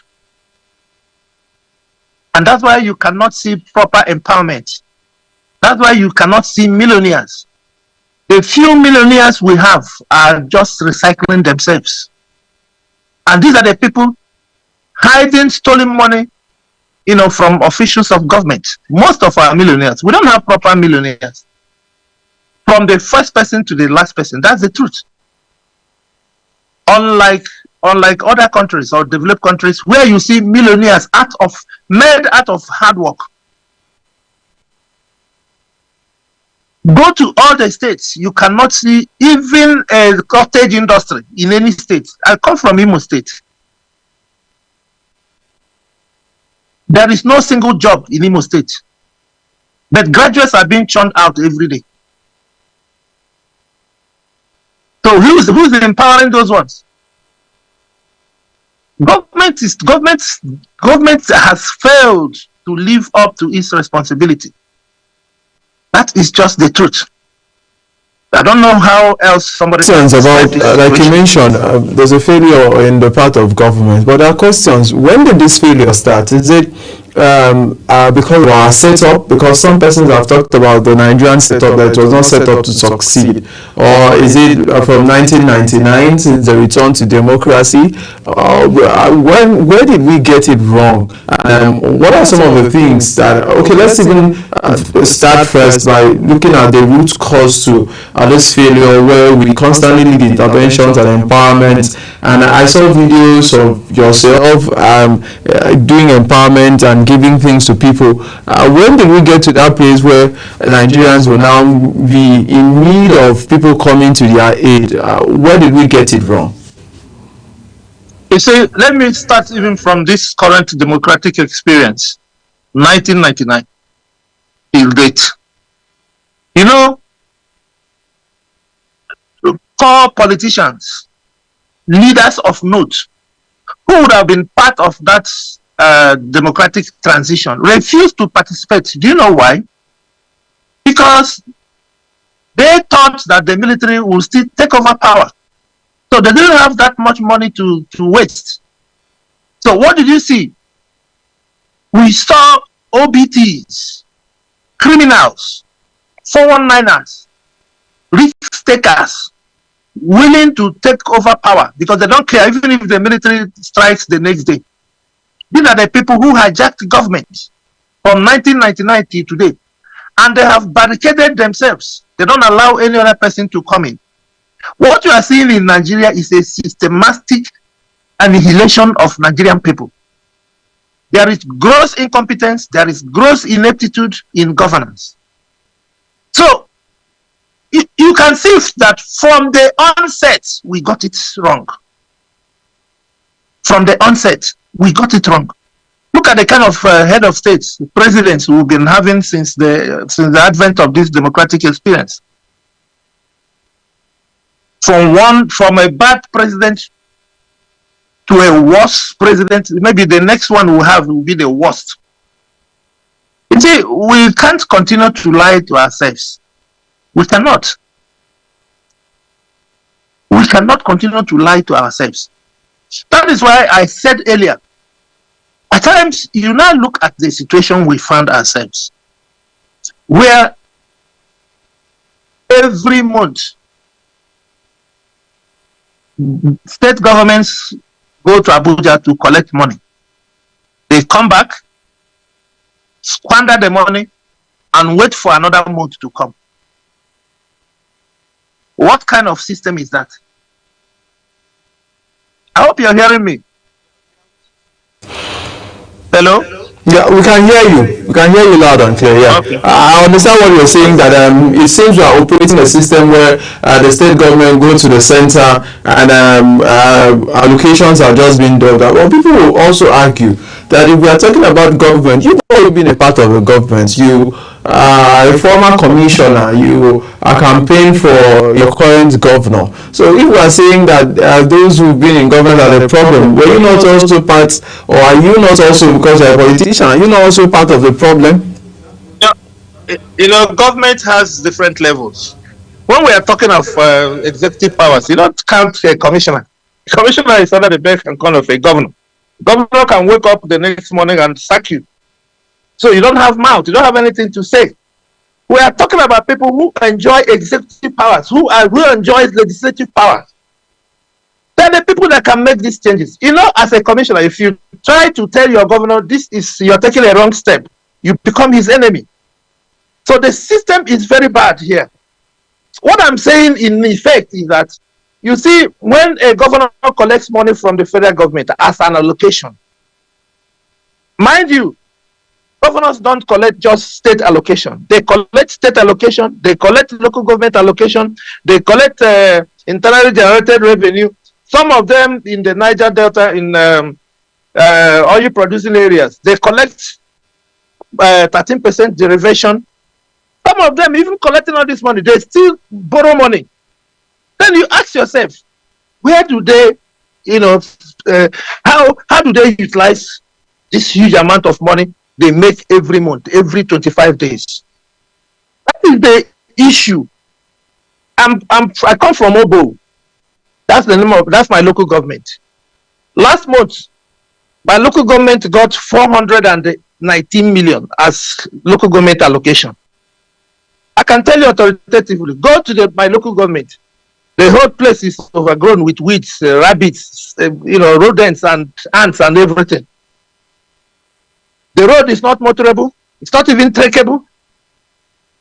But this is a local government that earns nearly 1 billion every 3 months.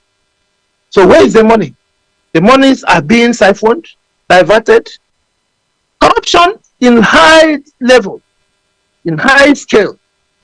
That is the problem. The fact that if this is not working, like you've mentioned, we've counted a lot of process, and some people have said maybe it's because we are still a growing democracy, that we've done just 60 years, and some countries that we look up to, like the US, they've been in democracy for more than 200 years, that as we keep growing, there will be constant improvement of the system. Are you seeing it that way too, sir?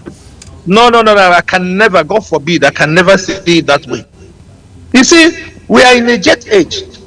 The time 200-300 years ago, there was no internet. There was no AI, there was nothing. But today, we have access to information. We have access to communication. We have everything. Do we have to wait for 200 or 300 years before people can realize that this system, what we have currently, is not working? No. We need knowledgeable men who can rescue us, pull us out from the depth of poverty. What are we talking about? That is the problem we have here. The biggest challenge we have is the ruthlessness of some governors who cannot think out of the box to address fundamental issues of poverty in their states. There are some states today that should be scrapped because of the usefulness, because of the uselessness of their governors. Go to some of these states, zero infrastructure, healthcare, education sector debt.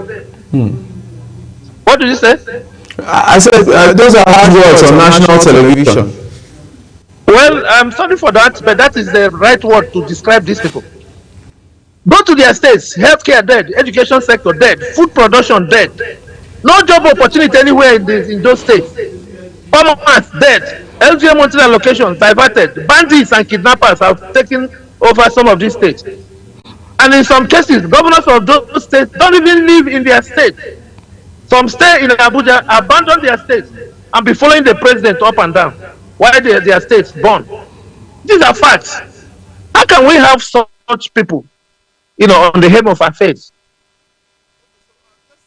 In the solution, you've really helped us, Dr. Fabian, you've helped us highlight the problems we face as Nigerians and our system as in Nigeria. But let's look at the solution. Away from what do we do going forward into the future? Because some people we've seen people who are technocrats, we've seen people who have done very well in private organization get into public offices, and it seems that they are bought up or they are buckled up. So people talk about the system, that the system sometimes resists innovation and resists people coming in to actually grow the system. So what are some of the things we can do? What are you suggesting so we could actually upscale national development in Nigeria?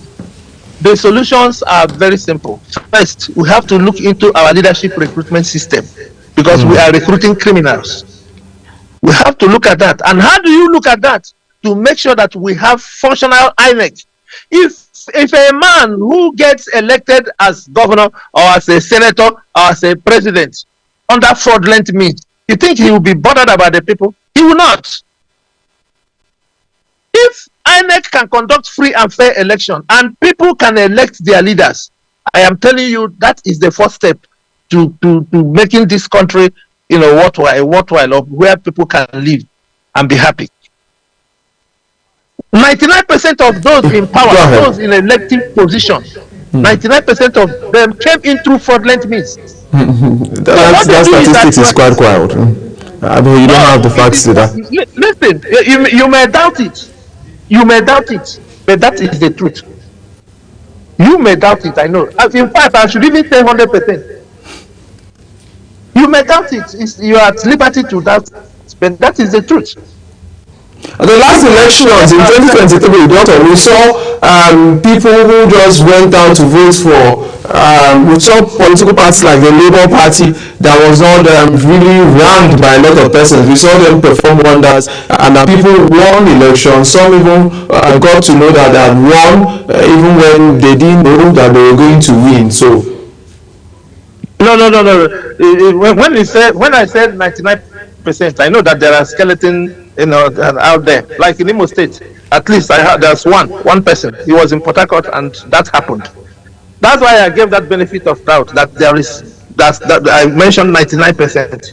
So it doesn't take out the fact that we have very fraudulent elective officials in government or the governance of Nigeria. So see, until we get INEC right, because it's only when you know that your mandate came directly from the people, that is when you will now start doing the right thing. But if you know that your mandate came from one godfather, your allegiance will be to that godfather, because you know he will still perform the magic at the next election season. What does the fact? If we don't fix INEC, forget it. This country will never know peace. We will continue to fortify, failure in this country. Questions now before we end the session. Okay, Doctor. I'd like to know, are you contesting, because we've talked about our political system, are you, in future, are you thinking of contesting or putting out yourself for an elective office? Because some of the things you talked about was about those who are in elective offices, or is it something you will not even think of going into the future?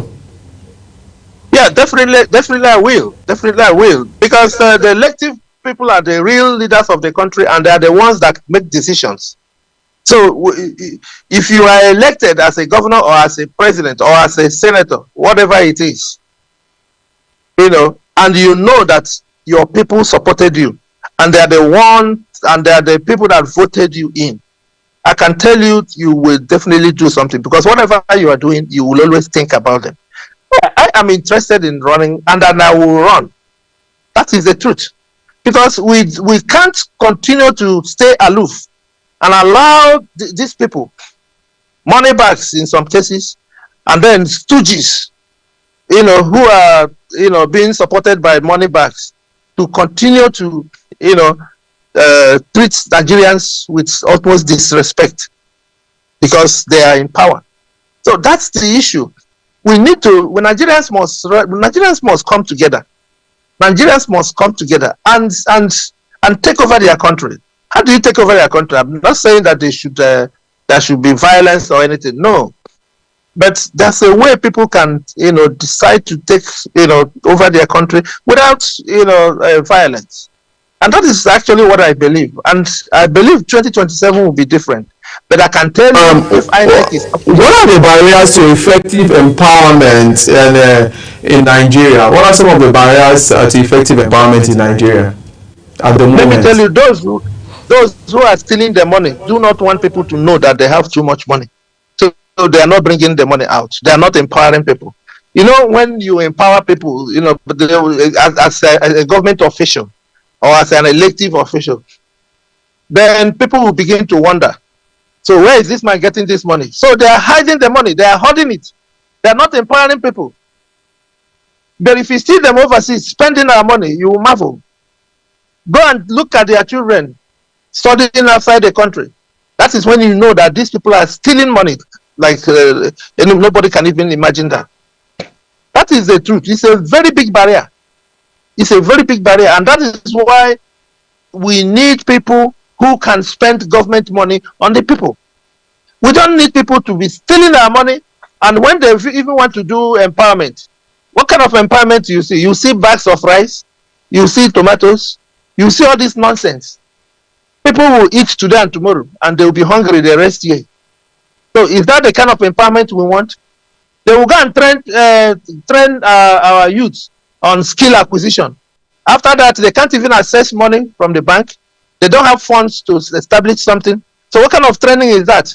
If you want to train somebody to ensure that this person, is doing something, you train that person and you fund that person. Make sure the person is stabilized. So that is called empowerment. Empowerment is not to just go and bring bicycle and keke napep and motorcycle and all those kind of things. Okay, I say my colleague has a question for you.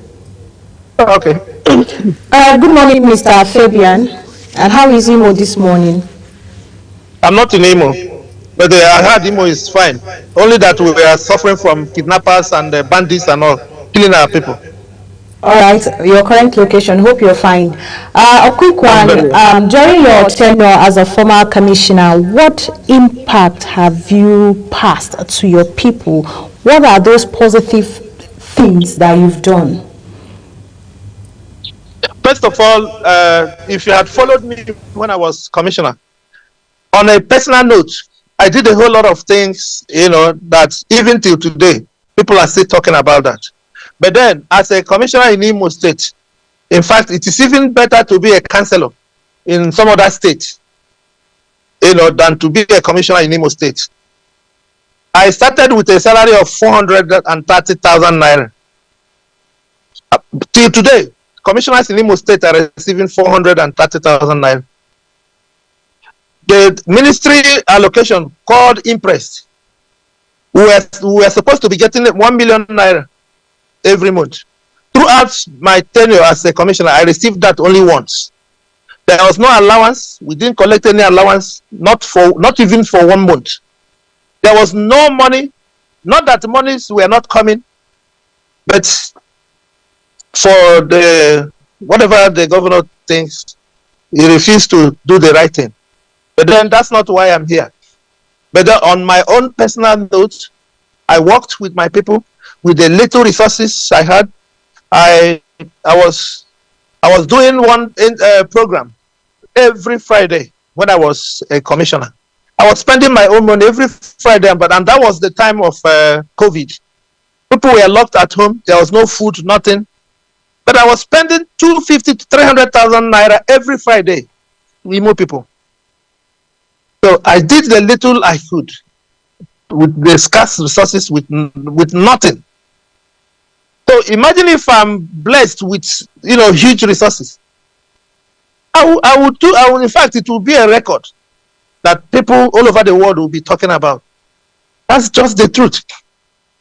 That's just the truth. The issue is that to have the heart, to have the mind to help people, to have the mind to establish. So, let me say this, my sister. Let me say this.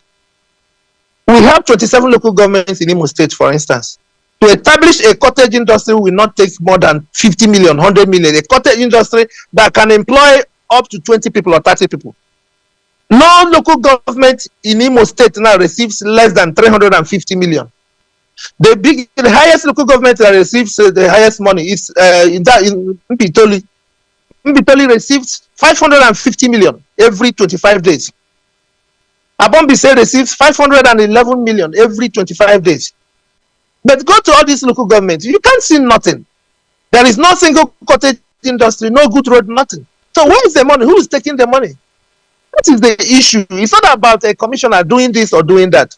If a commissioner is empowered, I am telling you, he will also empower his people. When a commissioner receives 400,000, where is he going to empower people?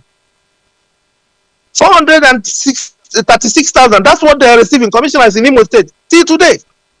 And you want them to go and empower. Empower what? It's only those who are well to do before they came to government that can even do something. As I'm talking to you, I'm not even supposed to say this. I have done 1 or 2 things for sitting commissioners. It's as bad as that in Nigeria, in most of the states. That is what is going on. And our people cannot speak. When I spoke last time, they sent 25 mobile police, 25 armed men to my house. And I was bundled out of my house. I was detained for over 2 months until court now ruled that I must be released with immediate effect. That's why people are not talking. Because not everybody will be lucky to survive it.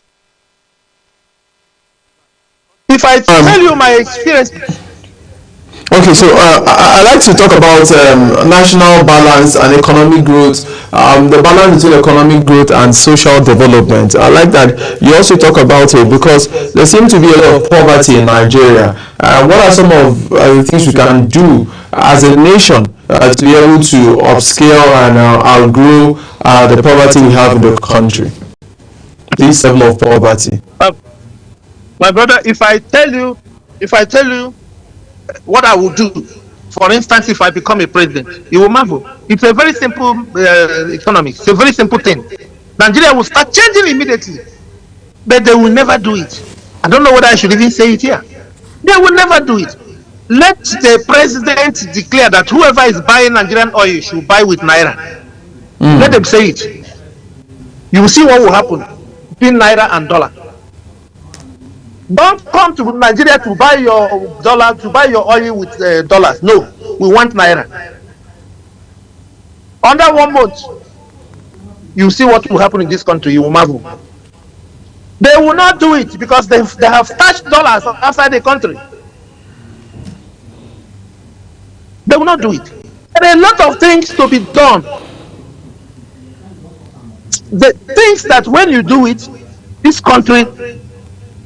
You see, I was reading something there before yesterday. Somebody was talking about the prayer warriors in this country, the pastors, the GOs, that the GOs and mommy GOs praying and all. Somebody, one very popular pastor declaring 100 days of fasting and prayer.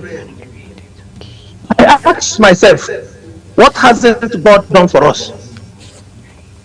What do we want God to do for us? To give us manna from heaven? Nigeria is one of the richest countries on the surface of this earth, with arable land, no natural disaster. We have the best minerals in the world. We have oil. We have gas. We have everything. God blessed us. Blessed us with professors of medicine, professors of physics, professors of chemistry. Name them. Still, the country is, the people are poor. Why? And somebody will be declaring 100 days fasting. So God will now come and fix your electricity for you. God will come from heaven and fix your electricity for you. Mr. Fabian, a quick one before we let you go. Do you think Nigerian youths are innovative, creative, or to key into development?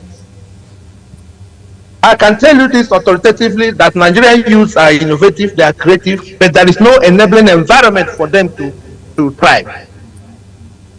Until you create that enabling environment, nothing will happen. You know, they have weaponized hunger in this country. They have tried to turn our youths into beggars. That's what they have done. That is why you cannot see a sustained protest in this country. Most of them are doing pay as you go and work. By the time they protest for 1, 2, 3 days, hunger will set in. They go. They have families. This country is a systematic criminal scene. They know what they are doing.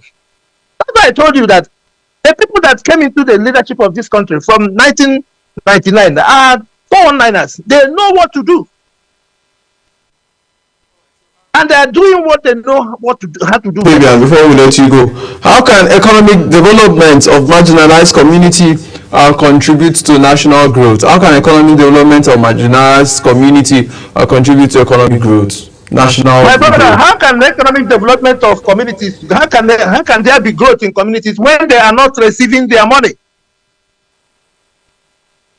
Let me tell you, one of the things I have promised my state, Imo State, I'm not saying if, when I become governor, the local government funds will be disbursed direct. No penny will be removed from there. The only thing I will do as a governor is to set up a monitoring system to make sure that these monies are disbursed. When communities receive money, when local governments receive money, I can tell you authoritatively that the level of development there will baffle you. There are youths, young people who are very creative. But there is no money to, help them to grow. That's what we need. They cannot, even if a young man is very creative and innovative, how can he survive under the system we operate here? How? It is impossible. We have laws. But they are not operational. That is the system. That is the system we have in this country. We have laws, but they are not operational.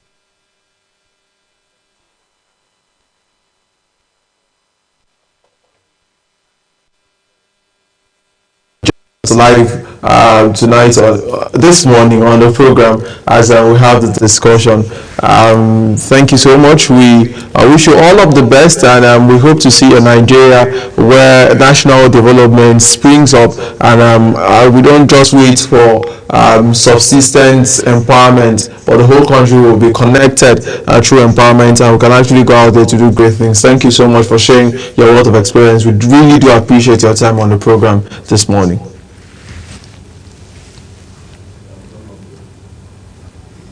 Alright, so let's go for a short break, and when we go back, we'll just put all of these things into perspective as we end the show for this morning.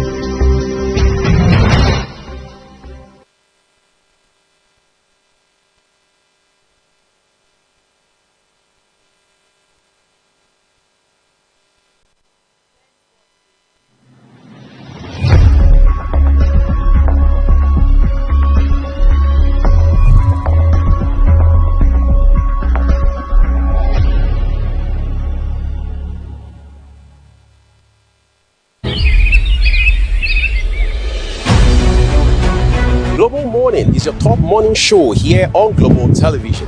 We bring you fresh news updates daily while delving into a variety of current affairs and topics.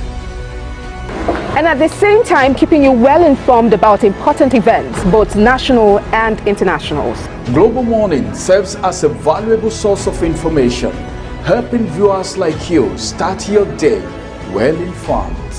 Stay connected from Monday through Sunday to a wide range of latest news making rounds on Global Morning. What is your problem? What's your problem? We're on the road to protest.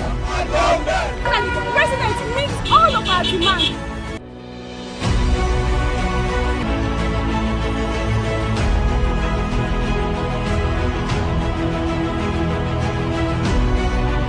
This is Global Morning.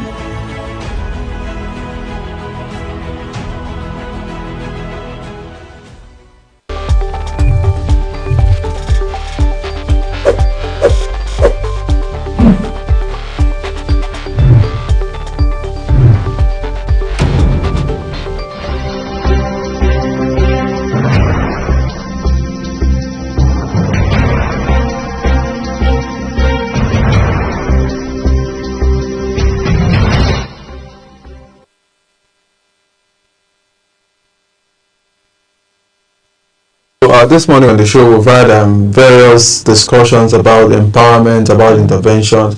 The first person we had Dr. Yang, who actually gave us his perspective, and he said you could start anywhere.